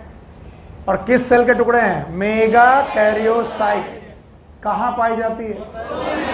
मैंने पहले लिख दिया था, हर टाइप की सेल। कहां? बोन में। तो ये भी कहां मिलेगी? बोन में। किस सेल से? Megakaryocyte. और मेगा कैरियोसाइट से क्या बनेंगे? Cell fragment. उन्हीं सेल फ्रेगमेंट का नाम सेल फ्रेगमेंट, इन्हीं का नाम प्लेटलेट। आप सुनो, इनका नंबर 1.5 लाख से 1,50,000 से लेकर 3,50,000 सेल्स पर मिलीमीटर क्यूब। जरा लाख में बोलो, आरबीसी 50 लाख से 55 लाख, और इनका 1.5 लाख से 3.5 लाख। याद रखना, अगर इनका नंबर बढ़ जाए, increase in platelet number,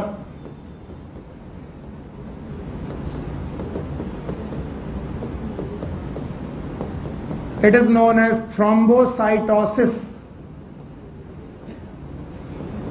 thrombocytosis. अगर 3-3.5 लाख से ज्यादा होने लगे तो थ्रोम्बोसाइटोसिस। और अगर इनका नंबर डिक्रीज हो जाए, it is known as thrombocytopenia. Penia का मतलब होता है कमी। थ्रोम्बोसाइटोपीनिया। अगर 3.5 लाख से ज्यादा, it is known as thrombocytosis. और 1.5 लाख से कम होने लगे, इट इज थ्रोम्बोसाइटोपीनिया। पेन हटाओ और ध्यान से सुनो। हमारे यहां पर जब भी ब्लड का सर्कुलेशन होता है, ये एक पंपिंग आर्गन से होता है, इसका नाम है सबमर्सिबल पंप। अच्छा, हार्ट। हार्ट जब भी ब्लड पंप करता है, मैं ऐसे रे डायग्राम बना रहा हूं, जब भी ब्लड पंप करता है हार्ट, तो बेटा सिस्टोल और डायस्टोल नाम के 2 प्रक्रियाएं होती हैं। बोलो कौन? सिस्टोल और डायस्टोल। Contract, relax. अब ध्यान सुनना, इन सिस्टोल और डायस्टोल की वजह से इन आर्टरीज में ब्लड प्रेशर के साथ बहता है। किसके साथ? प्रेशर। और ब्लड प्रेशर के साथ बहने की वजह से आर्टरीज टूटती रहती हैं। याद रखना, पर हमें कभी पता नहीं चलता। क्यों पता नहीं चलता? क्योंकि इन आर्टरीज और इन कैपिलरीज की इन वॉल के ऊपर प्लेटलेट एक कवर बनाता है, फिल्म बनाता है। कौन बनाता है? प्लेटलेट। और इस वजह से टूटी हुई जगह पर, जहां पर भी आर्टरी टूटी, वहां पर क्या बनने लगता है? Blood clot. फिर से बोलो। तो अगर कहीं कोई रप्चर आर्टरी हुई भी तो खून बाहर क्यों नहीं जाएगा? क्या बनेगा? Blood clot. एक ऐसा प्रोसेस है जो इतना थैंकफुल है कि अपने आप चल रहा, और हम इतने थैंकलेस हैं कि हमने कभी ध्यान नहीं दिया।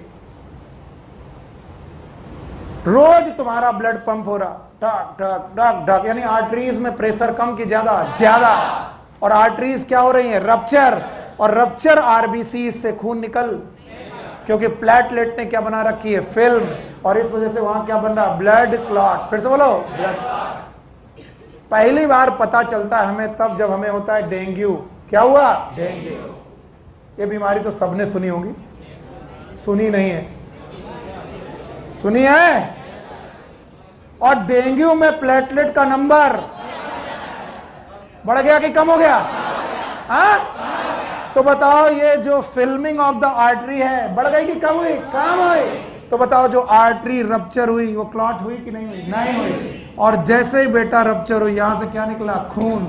It is known as internal bleeding. फिर से बोलो, और इसी इंटरनल ब्लीडिंग को बोलते हैं हैमरेज। बोलो, हैमरेज। और हैमरेज होने की वजह से डेंगू में हो जाती है डेथ। पर पिक्चरें तुम ज्यादा देखते हो, तुम्हारे लिए हैमरेज का मतलब brain haemorrhage, not the brain hemorrhage only, any type of internal bleeding, it is known as hemorrhage. Intestine फटी तो intestinal hemorrhage, stomach फटा तो gastric hemorrhage। बोलो, ठीक है। ब्रेन फटा तो ब्रेन hemorrhage। अगर आप लोगों को ये बहुत हल्की बात लग रही तो फिर से सुनो, डेंगू में अक्सर प्लेटलेट काउंट बहुत कम हो जाता है। प्लेटलेट काउंट कम होने की वजह से ब्लीडिंग चालू होती है, और इन ब्लीडिंग की वजह से बंदे की डेथ हो जाती है। ऐसा तो है नहीं कि कभी तुमने कोई डेंगू की डेथ ना सुनी हो, सुनी है? क्यों? बंदे को क्या हो गया, प्लेटलेट ज्यादा कि कम, कम। ये वो थैंकलेस बात है जो हम लोग मानते नहीं कि प्लेटलेट तो कुछ करती नहीं, और जिस दिन पता चलता है वो क्या करती हैं, उस दिन लगता है हे भगवान हमारी प्लेटलेट कम ना हो पाए। अगर प्लेटलेट कम हुई तो गए काम से। कुछ ऐसी बीमारियां हैं, जेनेटिक बीमारियां, जिनमें ब्लीडिंग डिसऑर्डर्स होते हैं। क्या होते हैं? ब्लीडिंग डिसऑर्डर, यानी आपको कॉन्टिन्यूअस इंटरनल ब्लीडिंग की प्रॉब्लम रहती है। And these group of bleeding disorders are known as purpura. ये क्वेश्चन पूछा गया इसलिए लिख रहा हूं, मास्टरी डॉक्टरी नहीं झाड़ रहा हूं। Purpura, what is purpura? Group of bleeding disorder. बोलो, group of bleeding disorder. Disorder के बहुत सारे ग्रुप हैं जो आगे जाके एमबीबीएस में तुम पढ़ोगे, उनको कंबाइंड रूप से क्या नाम देते हैं? परप्यूरा।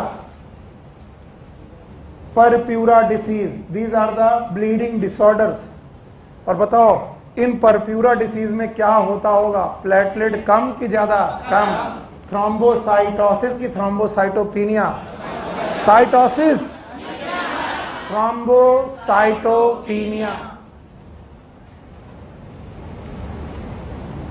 क्या नहीं दिखाई पड़ रहा बेटा? आप लोग क्या नहीं देख पा रहे हो? ये परप्यूरा,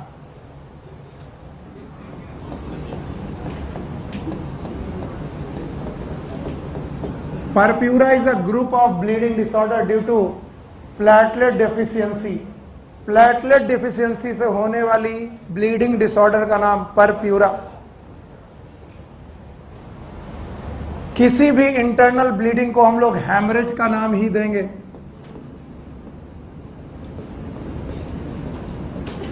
पर चूंकि हमने हिंदी मूवीज ज्यादा देखी हैं, हमारे लिए हैमरेज का मतलब, ट्यूमर का मतलब ऐसा नहीं है। ट्यूमर भी कहीं हो सकता है और हैमरेज भी कहीं हो सकता है। इंटेस्टाइन में हुआ तो इंटेस्टाइन। चलो बताओगे? जो मैंने लिखा है इतना बता दोगे, बहुत अच्छा लगेगा मुझे। बताओ दूसरी नंबर की सेल, पहले नंबर की आरबीसी, दूसरे नंबर की। मैं दूसरे नंबर पे डब्ल्यूबीसी क्यों नहीं लिखा? On the basis of abundance, on the basis of abundance. दूसरे नंबर पर platelets, they are also known as thrombocyte. किस में हेल्प करेंगी? क्या ये थ्रोम्बस शब्द क्लॉटिंग शब्द है? बताओ बोन मैरो में बनेगी किन सेल से? Mega karyocyte. मान लो कभी भूल गए तो याद रखना है, ऐसी सेल का जिनका न्यूक्लियस बड़ा हो, they are known as megakaryocyte. वो सेल है कि सेल फ्रेगमेंट? तो कई बार लोग प्लेटलेट को सेल क्या मानते हैं? Cell fragment. कितना नंबर? 1.5 लाख से 3 लाख, 3.5 लाख पर मिलीमीटर क्यूब। इससे कम तो थ्रोम्बोसाइटोपिनिया, पीनिया सब, और ज्यादा तो थ्रोम्बोसाइटोसिस। कोई एक बीमारी बताओ। हाँ, एक बीमारी का नाम बताओ। डेंगू। एक बीमारी, ग्रुप ऑफ नहीं, एक बीमारी का नाम डेंगू। क्या इस डेंगू बीमारी में आपके प्लेटलेट कम होने लगते हैं? ये परप्यूरा नहीं है, याद रखना, क्योंकि ये वायरस से है। किससे? वायरस। क्या कुछ बेटा जेनेटिक डिसऑर्डर भी हो सकते हैं? अच्छा, मैं तुमको बिना पढ़ाए तुमसे डॉक्टरी का एक क्वेश्चन पूछता हूँ, मुझे यकीन है कि तुम बता दोगे, मेरा यकीन झूठा साबित होगा। Yes sir. अच्छा बताओ, एक बीमारी है जिसका नाम है हार्ट अटैक। ऐसे ही पढ़ा रहे, बिना पढ़ाए मेरे को मन कर रहा पूछने का। और इस हार्ट अटैक की बीमारी में होता क्या कि हार्ट को ब्लड सप्लाई करने वाली आर्टरी, उसमें क्लॉट बन जाता है। क्या बन जाता है? क्लॉट। अब मुझे क्लॉट बन जाने की वजह से ब्लड बेटा हार्ट में जा पाता है कि नहीं? नहीं जा पाता। तो बताओ, हार्ट नहीं जा पाए, ब्लड नहीं जा पाएगा तो हार्ट बचेगा कि मर जाएगा? मर जाएगा। और मरा हुआ हार्ट अटैक पे आएगा। इसे बोलते हैं नेक्रोसिस और MI। नाम सुना ही होगा, बढ़ाऊंगा मैं। अब मैं, ये क्वेश्चन नहीं है MI क्या, ये क्वेश्चन नहीं है। मैं ये पूछना चाहता हूं कि अगर किसी को MI हुआ या हार्ट अटैक हुआ है तो बताओ आप कैसी दवा दोगे? प्लेटलेट बढ़ाने वाली कि घटाने वाली? बढ़ाने वाली। क्यों? क्योंकि आपको क्लॉट घटाना है। क्लॉट लो, बताओ, कार्डियोलॉजिस्ट हो गए तो जो लोग को भी अटैक आने के चांसेस हैं उनको प्लेटलेट की दवा की एंटी प्लेटलेट? एंटी। और सुनो, जो बच्चे भी डिस्प्रिन का ज्यादा प्रयोग कर रहे हैं, इसलिए पढ़ाया मैंने, नॉलेज के लिए नहीं पढ़ा रहा हूं, फिर से सुन लो, ज्ञान अपना नहीं बघार रहा हूं। आप लोग बहुत ज्यादा डिस्प्रिन यूज करते हैं। डिस्प्रिन में एस्पिरिन है, बोलो क्या है? एस्पिरिन। और एस्पिरिन एक एंटी प्लेटलेट है, बोलो क्या? एंटी। याद रखना, डिस्प्रिन एंटी पायरेटिक भी है, यानी बुखार को भी कम करती है, सर दर्द को भी कर। और आपको डेंगू हुआ, क्या हुआ? डेंगू। और डेंगू में प्लेटलेट वैसे ही कम थी, और डेंगू एक बुखार है, तुमने बुखार खत्म करने के लिए क्या ले ली? डिस्प्रिन। तो प्लेटलेट कम थी और कम। बताओ, राम नाम। और वो बच्चे, खासकर बच्चियां, जो अपनी जेब में डिस्प्रिन लेके चलते हैं, इससे खतरनाक दवा कोई नहीं है। अगर आपको कहीं पर भी बेटा ब्लीडिंग डिसऑर्डर है, during the, I am sorry to say, just for knowledge, during the your menstrual bleeding, never use the aspirin, because the bleeding घटेगी कि बढ़ जाएगी? बढ़ जाएगी, and it will cause the anaemia. So girls, please avoid these drugs known as aspirin. सर दर्द होने पर सेफेस्ट ड्रग है paracetamol. Paracetamol, that is Calpol. बोलो कौन? कैलपॉल। ठीक है, तो आप ये दवा खाएं। हर बार डिस्प्रिन की 2 गोली घोल के ना खाएं, क्योंकि किसी दिन ब्लीडिंग हुई तो प्लेटलेट का काउंट बढ़ेगा कि घटेगा? घटेगा। और ब्लीडिंग घटेगी कि बढ़ जाएगी? बढ़ जाएगी। मेरठ कॉलेज में एक मेडिकल डॉक्टर्स ने से गलती हुई और उनकी डेथ हो गई। जिस समय मैं MBBS कर रहा था, उस समय पर वो कहीं से है, उनका सर दर्द बहुत कर रहा था, उन्हें डेंगू हुआ था, उन्होंने 3-4 डिस्प्रिन की गोलियां खा ली। बताओ, डेंगू में प्लेटलेट बढ़ा कि कम हो गया? डिस्प्रिन खाने से प्लेटलेट और कम। इंटेस्टाइनल ब्लीड, समझ रहे हो? तो मैंने केवल तुम्हारी जान बचाने के लिए लिखा, नॉलेज देने के लिए नहीं। खैर बताओ, अच्छा बताओ, हार्ट अटैक की सबसे बढ़िया दवा डिस्प्रिन। 4-5 गोली खिला दो बंदे को, घर में पड़ी होती है। हाँ सर, मैं तो डॉक्टर हो गया। भाइयों बहनों, आगे चलो। पहली सेल कौन सी थी? RBC। दूसरी, तीसरी कौन सी? WBC। Also known as leucocyte. कुछ लोग तो घड़ी की तरफ ऐसे देखते रहते हैं,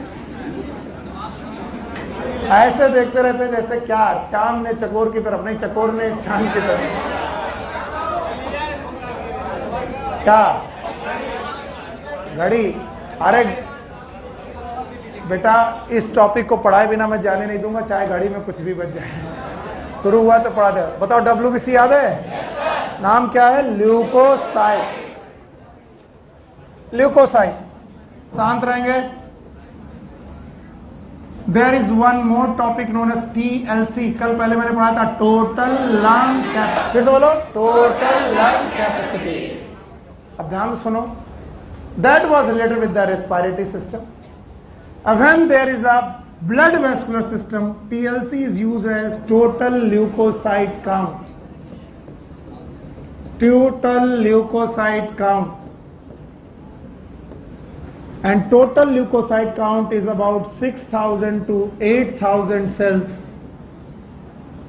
per millimeter cube. तीनों कंपेयर करेंगे। पहली 50 लाख से 55 लाख, दूसरी 1.5 लाख से 3.5 लाख, और WBC 6,000 से 8,000। बहुत ज्यादा कि बहुत कम? बहुत। और इसीलिए जब तुम MBBS में पहली बार माइक्रोस्कोप दिखाया जाता है पैथोलॉजी लैब में, और तुमसे होता है कि पैथोलॉजी लैब में कि तुम ब्लड में से WBC को फोकस करो, तो तुम फोकस नहीं कर पाते, क्योंकि वहां पर सबसे ज्यादा सेल कौन सी मिलती है? RBC। दूसरे नंबर पर प्लेटलेट। WBC मिलने के चांसेस कम, तो स्लाइड में तुमसे कुछ हो ही नहीं पाता। अब चूंकि बगल में बंदे ने बोल दिया हाँ मुझे दिख गई, तो तुमने कहा बेइज्जती हो जाएगी। मैंने कहा हाँ मेरे को भी दिख गई। क्या दिखा? कुछ नहीं, कुछ लाल लाल पीला पीला दिख रहा। प्रोफेसर बोला क्या देखा? Sir WBC। बोले कौन सी देखी? बोले न्यूट्रोफिल। दिख रही? बोले हाँ दिख रही। बोले हटो गधे, कुछ नहीं है। तब आपकी चोरी पकड़ी जाती है। तो आप इन सारी WBC को आज इमेजिन करके देखिए। कल आप MBBS करते वक्त माइक्रोस्कोप से देखते वक्त मुझे थैंक यू बोलेंगे कि सर आपने पढ़ाया था और बिल्कुल वैसी दिखी। याद रखना WBC का टोटल नंबर कितना है? 6,000 से 8,000 पर मिलीमीटर क्यूब। ये सेल्स भी बोन मैरो में ही बनती हैं, कोई बड़ी बात नहीं दे, फॉर्म्ड इन बोन मैरो। लेकिन ये कलरलेस सेल हैं। व्हाइट मत बोलना। कैसी हैं? भले ही इनके बारे में कहा जाता है कि ये व्हाइट हैं, पर आप शब्द क्या यूज करोगे? कलरलेस। यानी इसीलिए they are not visible under microscope, not visible under microscope without staining.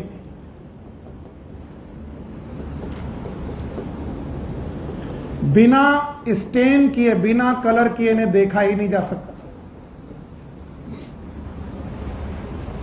तो WBC कलरलेस कोशिकाएं हैं। अगर आपकी स्लाइड को स्टेन नहीं किया गया, कलर नहीं किया, WBC नहीं दिखाई पड़ेगी। RBC दिख सकती, प्लेटलेट दिख सकती, क्या नहीं दिख सकती? WBC। इसलिए staining is very much necessary. Staining is necessary for WBC visibility। WBC को देखने के लिए आपको स्टेनिंग करनी पड़ेगी, और ये कैसा स्टेन लेंगी, किस रंग का और किस टाइप का स्टेन लेंगी, on the basis of staining they are of 2 types.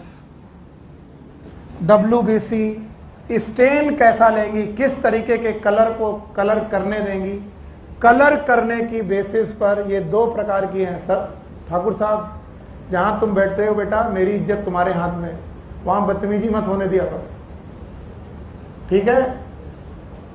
क्योंकि तुम पे बहुत जिम्मेदारी है, और तुम वहां पर बैठ करके बदतमीजी करोगे तो दूसरा करेगा ही करेगा। उनसे बोला करो या तो पढ़ लो या तो निकल लो यहां से, ठीक? बैठो। WBC स्टेनिंग के बेसिस पर कितने प्रकार की? 2। एक का नाम है ए ग्रेनुलोसाइट्स,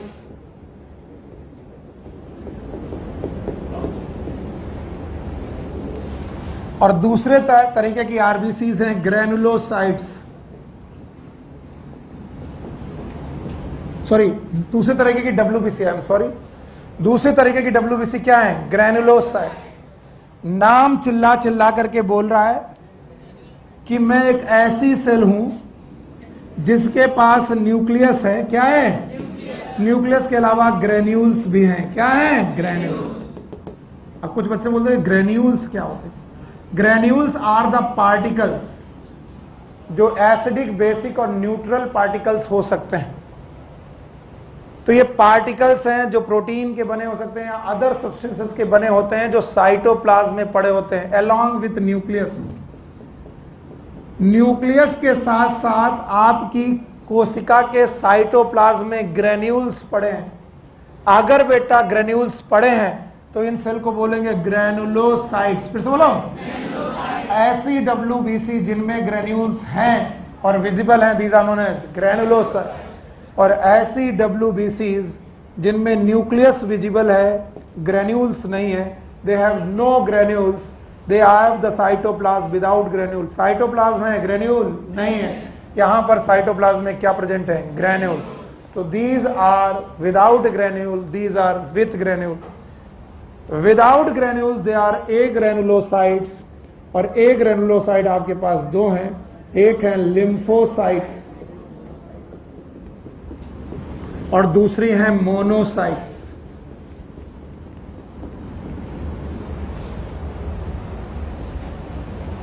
और ग्रेनुलोसाइट आपके पास तीन प्रकार की हैं।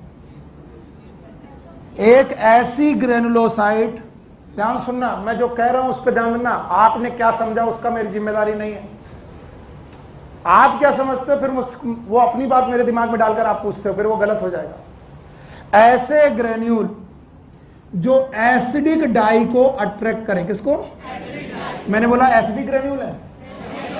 मैंने ऐसा नहीं कहा, मैंने कतई नहीं कहा कि ये ग्रेन्यूल एसिडिक है। मैंने कहा ऐसे ग्रेन्यूल जो एसिडिक डाई को स्टेन करें, एसिडिक डाई से स्टेन हो जाएं। बताओ, बेसिक की एसिडिक? इसका मतलब ये ग्रेन्यूल किसको लाइक कर रहे हैं? एसिडिक डाई को। इन्हीं को बोलते हैं एसिडोफिल्स। एसिड को लाइक करने वाली cells acidophils, also known as eosinophils. बताओ, इओसिनोफिल के ग्रेन्यूल एसिडिक होते हैं? मैंने ऐसा कहा? मैंने ऐसा नहीं कहा। मैंने कहा ये ग्रेन्यूल किस डाई को अट्रैक्ट करेंगे? The cells whose granule attract the acidic dye and stain with the acidic dye, they are known as acidophils और eosinophil. If they are attract or stained by basic dye, किसके द्वारा? These are known as basophils. Basophils वो कोशिकाएं होती हैं जो basic dye के द्वारा कलर होती हैं। बेसिक डाई, बड़ा बड़ा लिखने में सुनाई नहीं पड़ रहा, बेसिक शब्द नहीं लिख पाए हो और डाई शब्द नहीं लिख पाते हो।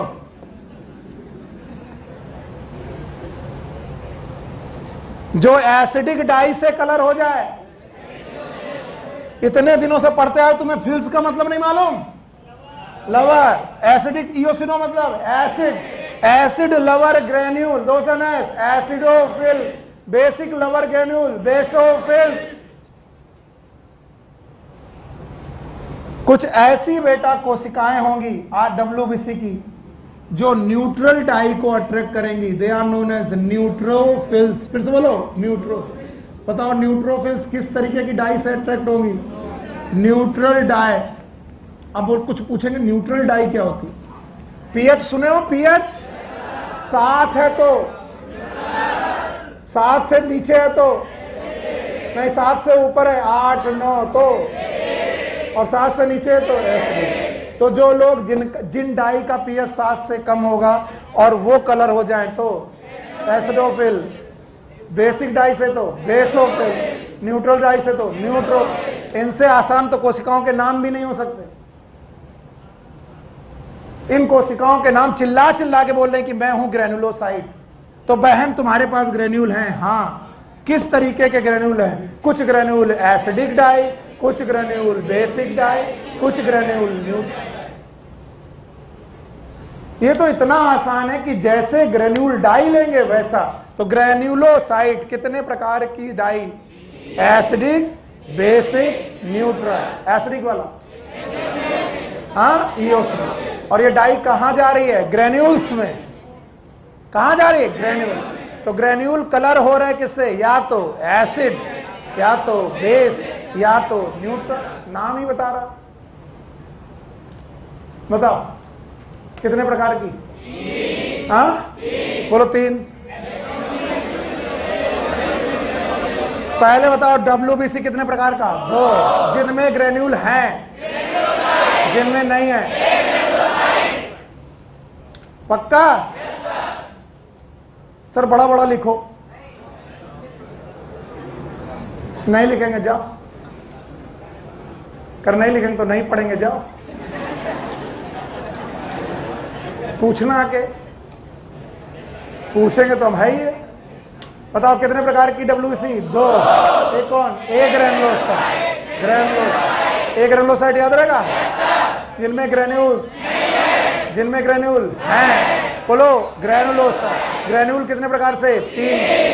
Acidic, basic, neutral. Eosinophil, basophil, neutrophil. Yes और नो? क्या? Monocyte, lymphocyte. ML, monocyte, lymphocyte. नहीं आया? और इनकी अपनी एबंडेंस है। इनकी क्या है? Abundance. And their abundance has been written as DLC, driving licence company. नहीं, it is differential leucocyte count.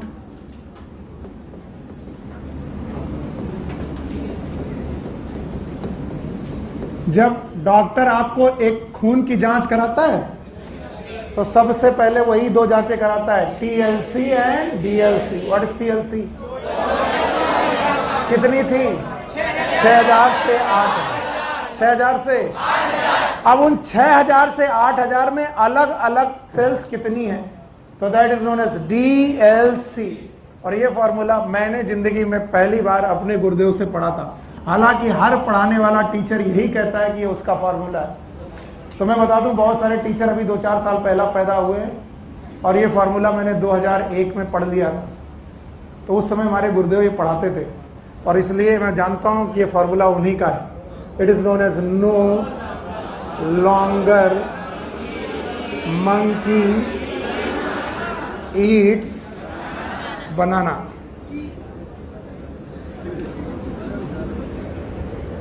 अब ये अजीब सा फार्मूला है, बहुत देर तक बंदर केला नहीं खाएगा। No longer monkey eats, it's nothing. बस उनका मन था, उन्होंने फार्मूला बनाया। ये फार्मूला आपको MBBS तक फायदा करेगा, क्योंकि प्रोफेसर पूछेगा न्यूट्रोफिल का परसेंटेज बताओ, तो आप बताओगे न्यूट्रोफिल बाकी WBC में सबसे कम कि सबसे ज्यादा? सबसे 60 से 65%। अगर आपका TLC 8000 है, TLC, तो न्यूट्रोफिल 60% है। तो 8000 का 60% निकालो। 8000 का 60%, 4800 कोशिकाएं, 4800 कोशिकाएं केवल कौन होंगी? न्यूट्रोफिल्स। ऐसा भी क्वेश्चन बन सकता है, और जब बनेगा तो कहोगा कहाँ NCERT में लिखा? मेरा गिरेबा पकड़ना, कान के नीचे रपटा देंगे। टोटल का कितना %? 60%। किसके टोटल का? TLC। TLC कितना था? 6000 से 8000। मैं क्वेश्चन बनाऊं, let suppose a patient came with the 8000 TLC। 8000 TLC, tell me the number of basophil. अब तुम्हें यही नहीं मालूम। Yes, longer is 22, that is lymphocyte. Lymphocyte is 20 to 25%। हाँ,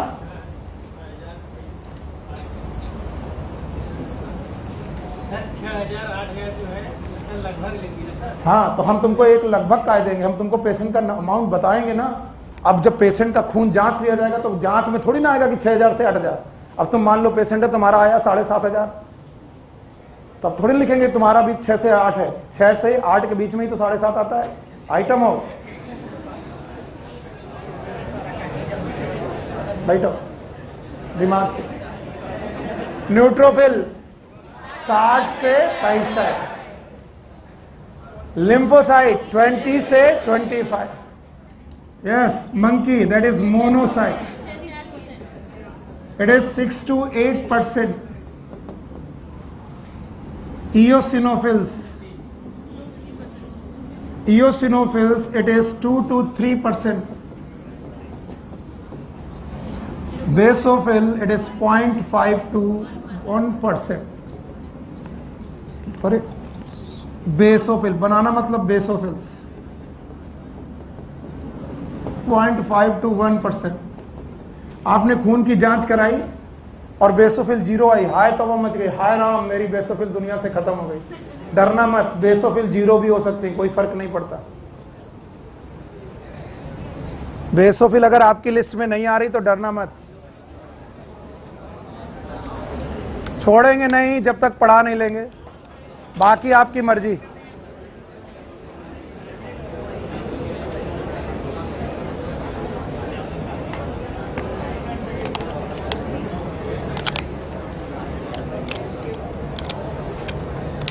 yes, formula is no longer monkey eats banana.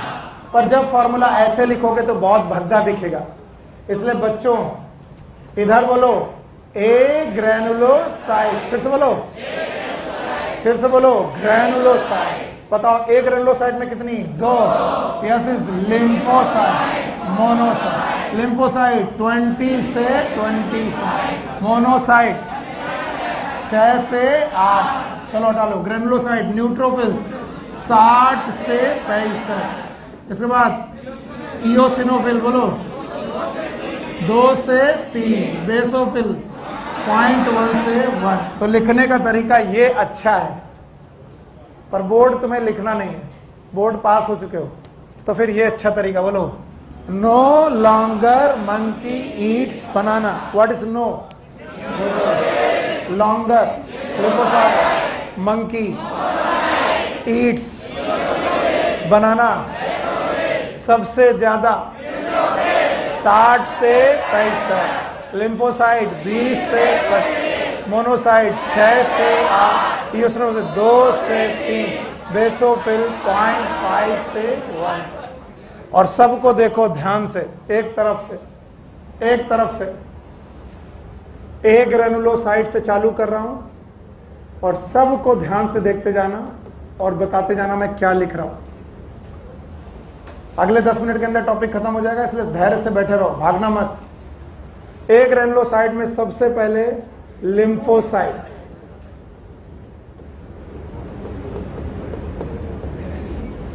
Total percent 20 से 25। और मैं क्या, मेरा दुर्भाग्य इतना है कि मैं एक टॉपिक आज पढ़ाऊं, कल पूछूं तुम नहीं बता पाते। बताते हो? चलो बताओ। अच्छा, क्योंकि मैं इसे पूरा पढ़ा चुका हूं। लिम्फोसाइट बनती कहाँ है? बोन मैरो में बनती है। तो बोन मैरो में बन गई, मैच्योर कहाँ होने जाती है? 2 जगह, या तो बोन मैरो में जाती है, या तो थाइमस में जाती हैं। अगर थाइमस में गई तो T cell. What is T cell? T मतलब थाइमस। बनी कहाँ? गई कहाँ? थाइमस। बनी कहाँ? मैच्योर होने। क्या नाम है? B cell. पक्का? मुझे यकीन हो रहा कि तुमको याद है। याद है? कितने लोगों को ये भी याद नहीं है? Please raise your hands. अच्छा अंजलि, तुमने हाथ उठाया। बताओ, टी सेल्स 3 प्रकार हैं। मार देंगे। किलर सेल भैया मार दो। Helper cell, yes. लड़ाई झगड़ा सप्रेशन। अच्छा, बात हो। इसका नाम CMI। What is CMI? पक्का? और कुछ लोग इसको भी दोबारा लिख रहे हैं, तिबारा, चौथा, 5वां। इतना नोट, सो जाओ। अच्छा, बी सेल 2 प्रकार की, एक और प्लाज्मा, दूसरी मेमोरी। याद है? प्लाज्मा सेल क्या बनाती हैं? एंटीबॉडी। एंटीबॉडी बनाती हैं। एकदम ध्यान से सुनो, 5 एंटीबॉडी नहीं पढ़ाऊंगा मैं। एंटीबॉडी एक सिक्रीशन है। सिक्रीशन मतलब ह्यूमर है। HI, what is HI? Humour. पक्का? जब भी आप लिम्फोसाइट को देखेंगे इसका न्यूक्लियस काफी बड़ा दिखाई पड़ेगा, ऑलमोस्ट पूरी सेल को कवर करते हुए दिखाई पड़ेगा। बड़ा सा न्यूक्लियस होगा, लिम्फोसाइट हो। याद रखना 2 प्रकार की होंगी, T cell and B cell. तो मैंने अभी टी सेल बी सेल किसको पढ़ाया? लिम्फोसाइट। और लिम्फ ग्लैंड्स में पाई जाएंगी। लिम्फ का मतलब है जहां जहां लिम्फ होगा, spleen, thymus, bone marrow, Peyer's patches, हर लिम्फ वाली जगह पर क्या मिलेगी? लिम्फोसाइट। किसी को माल्ट याद है? माल्ट, म्यूकोसा एसोसिएटेड लिम्फोसाइट, किसको याद है? वहां पर भी लिम्फोसाइट होगी। लिम्फ ग्लैंड में पाई जाने वाली लिम्फोसाइट बनती कहाँ है? मैच्योर कहाँ? बोन मैरो और थाइमस। हटा दें? बताओ ए ग्रेनुलोसाइट की कौन सी सेल पड़ी? लिम्फोसाइट। हटा दे रहा हूं। Now agranulocyte, agranulocyte में मोनोसाइट परसेंटेज 6 से 8%। याद रखना, they are the largest WBC, सबसे बड़ी WBC यही है। And having the horseshoe shape nucleus, घोड़े के खुर की तरह न्यूक्लियस।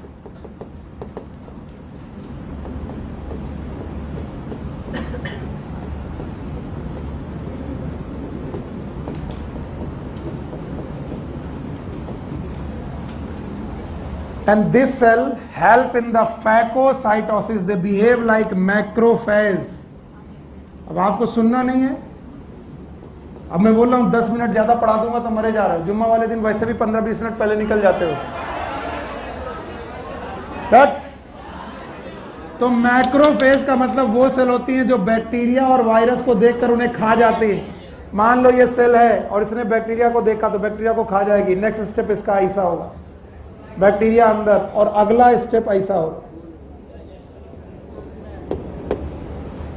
तो जब सेल किसी भी चीज को खा जाती है, इस शब्द का नाम होता है फैगोसाइटोसिस। फिर से बोलो। और फैगोसाइटोसिस का मतलब है ऐसी सेल जो फैगोसाइटोसिस करे उसे बोलते हैं फेज। बोलो क्या? और मैक्रो मतलब छोटी की बड़ी, बड़े, स्मॉलेस्ट की लार्जेस्ट, लार्जेस्ट। लार्जेस्ट सेल है, कैसे बिहेव करती है? मैक्रोफेज। कहीं जाना है? 5 मिनट रुको, छोड़ रहे। तो एक ग्रेनुलोसाइट हो गई, बस ग्रेनुलोसाइट 3 और पढ़ानी है। यस, हटा दें? दोनों के काम बताओ। पहला कौन? लिम्फोसाइट। क्या बनाती थी? इम्यूनिटी। हाँ, दूसरी कौन सी? मोनोसाइट। क्या बिहेव करेगी? फैगोसाइट। नाउ ग्रेनुलोसाइट्स,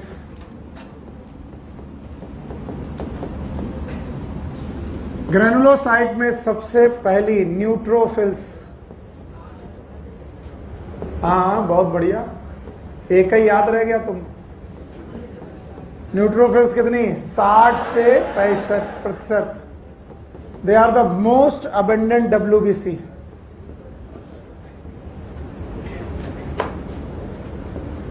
दे also behave like macrophage.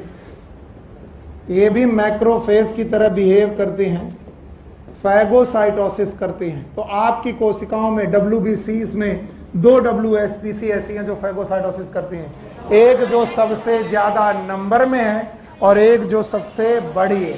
Number में भी ज्यादा और सबसे साइज में भी बड़ा। सबसे साइज में बड़ी, हाँ, और नंबर में न्यूट्रोफिल। तो दोनों की दोनों फैगोसाइटोसिस हैं, याद रखना। इसके बाद आएगा इओसिनोफिल्स। इओसिनोफिल्स, इनका परसेंटेज है 2 से 3%। जब इनको देखोगे ये बाइलोब्ड न्यूक्लियस की मिलेगी। बाइलोब्ड न्यूक्लियस, ओ सॉरी, इधर तो मैंने न्यूक्लियस बनाया ही नहीं। Neutrophils they have multi lobe nucleus.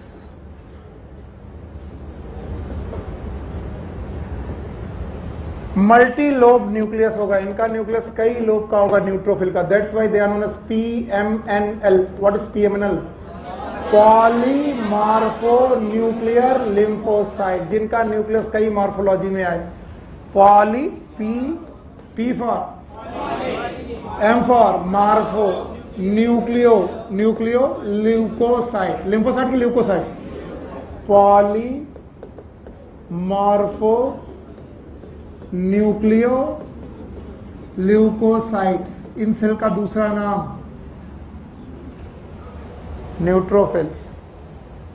नहीं सर, एक बार फिर से बताओ। हाँ फिर से सुनो, बताओ इनके न्यूक्लियस में एक लोब की बहुत सारे? बहुत सारे।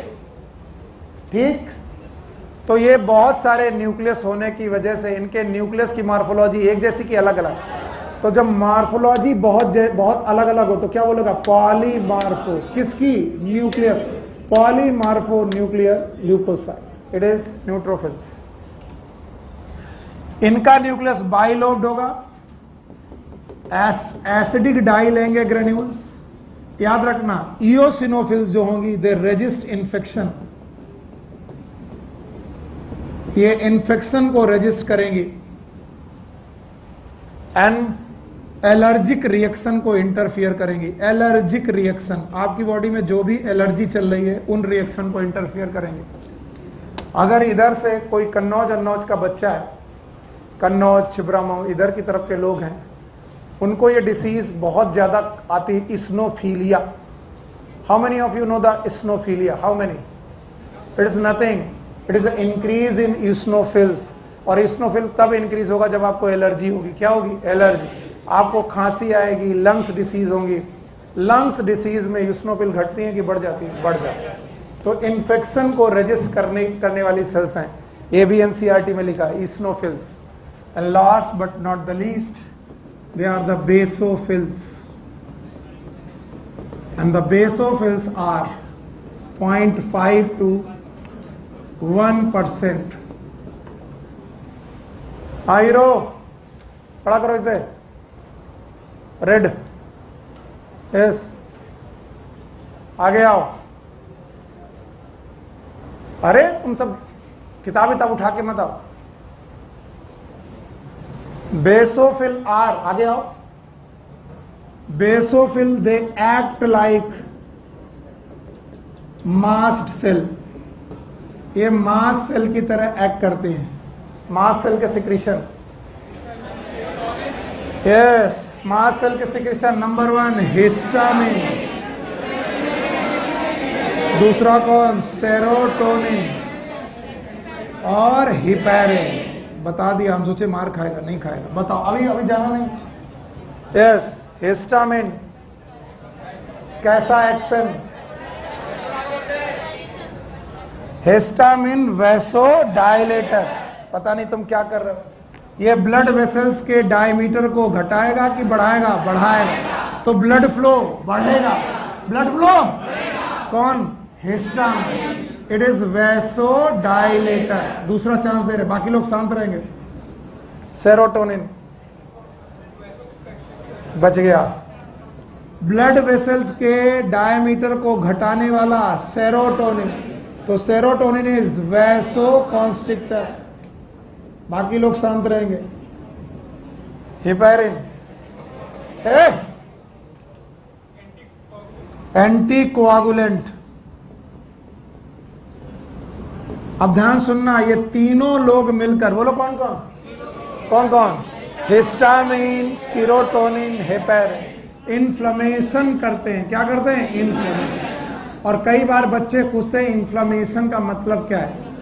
यस, मैं अगर आपके गाल में बहुत जोर का थप्पड़ मारूं, सुनो सुनो और इसको ध्यान से, तो जब थप्पड़ मारूंगा तो जो जो चेंज होंगे वो इन्फ्लेमेशन है। जैसे ही थप्पड़ मारूंगा नीचे का टिश्यू बचेगा कि रप्चर होगा? रप्चर। ऊपर का नहीं, नीचे। तो बताओ, ब्लड वेसल्स डायलेट होगी और ब्लड का सर्कुलेशन बढ़ेगा, रेडनेस आएगी। क्या आएगी? रेडनेस। स्वेलिंग भी आएगी, उंगलियां छप जाएंगी, पेन होगा, और वहां पर दूसरे गाल की अपेक्षा हीट कम की ज्यादा ज्यादा। चलो मेरे साथ चिल्लाओ, स्वेलिंग बोलो, रेडनेस फिर से बोलो, पेन बोलो, हीट बोलो, हीट फिर से बोलो, स्वेलिंग, रेडनेस, पेन, हीट। जहां पर भी ये चार चीजें एक साथ मिल जाएं, बोलो क्या हो रहा है? इन्फ्लेमेशन। एक फुंसी को देखो, कुड़िया को देखा, फुंसी में स्वेलिंग, रेडनेस, पेन, हीट, क्या हो रहा है? इन्फ्लेमेशन। हर उस जगह पर जहां ये चार चीजें मिलेंगी, आंख लाल हो गई, conjunctivitis, swelling, redness, pain, heat. तो बताओ बेसोफिल कैसे बिहेव करेंगी? मास। तो बताओ ये क्या करेंगी? इन्फ्लेमेशन। जल्दबाजी में भागने वाले लोग, चलो भागो, भागने वाले लोग, तुम्हारा भला नहीं होने वाला। खड़े हो, पागल कहीं के। बताओ पूरी WBCs में कौन सी दो सेल हैं जो मैक्रोफेज की तरह एक्ट करेंगी? मोनोसाइट एंड कौन है जो इम्यूनिटी? कुछ नहीं पड़ा, कौन है इम्यूनिटी? लिम्फोसाइट। लिम्फोसाइट कौन है जो इन्फेक्शन को रेजिस्ट करेंगी? इस्नोफिल। एलर्जी? बेसोफिल। इन्फ्लेमेशन? हाँ, अब एक तरफ से पूछ रहा हूं, न्यूट्रोफिल का काम? Phagocytosis, no longer. लिम्फोसाइट? हाँ, इम्यूनिटी। जितने जल्दी आ रहे हो ना, बंद करा करके मारेंगे अभी।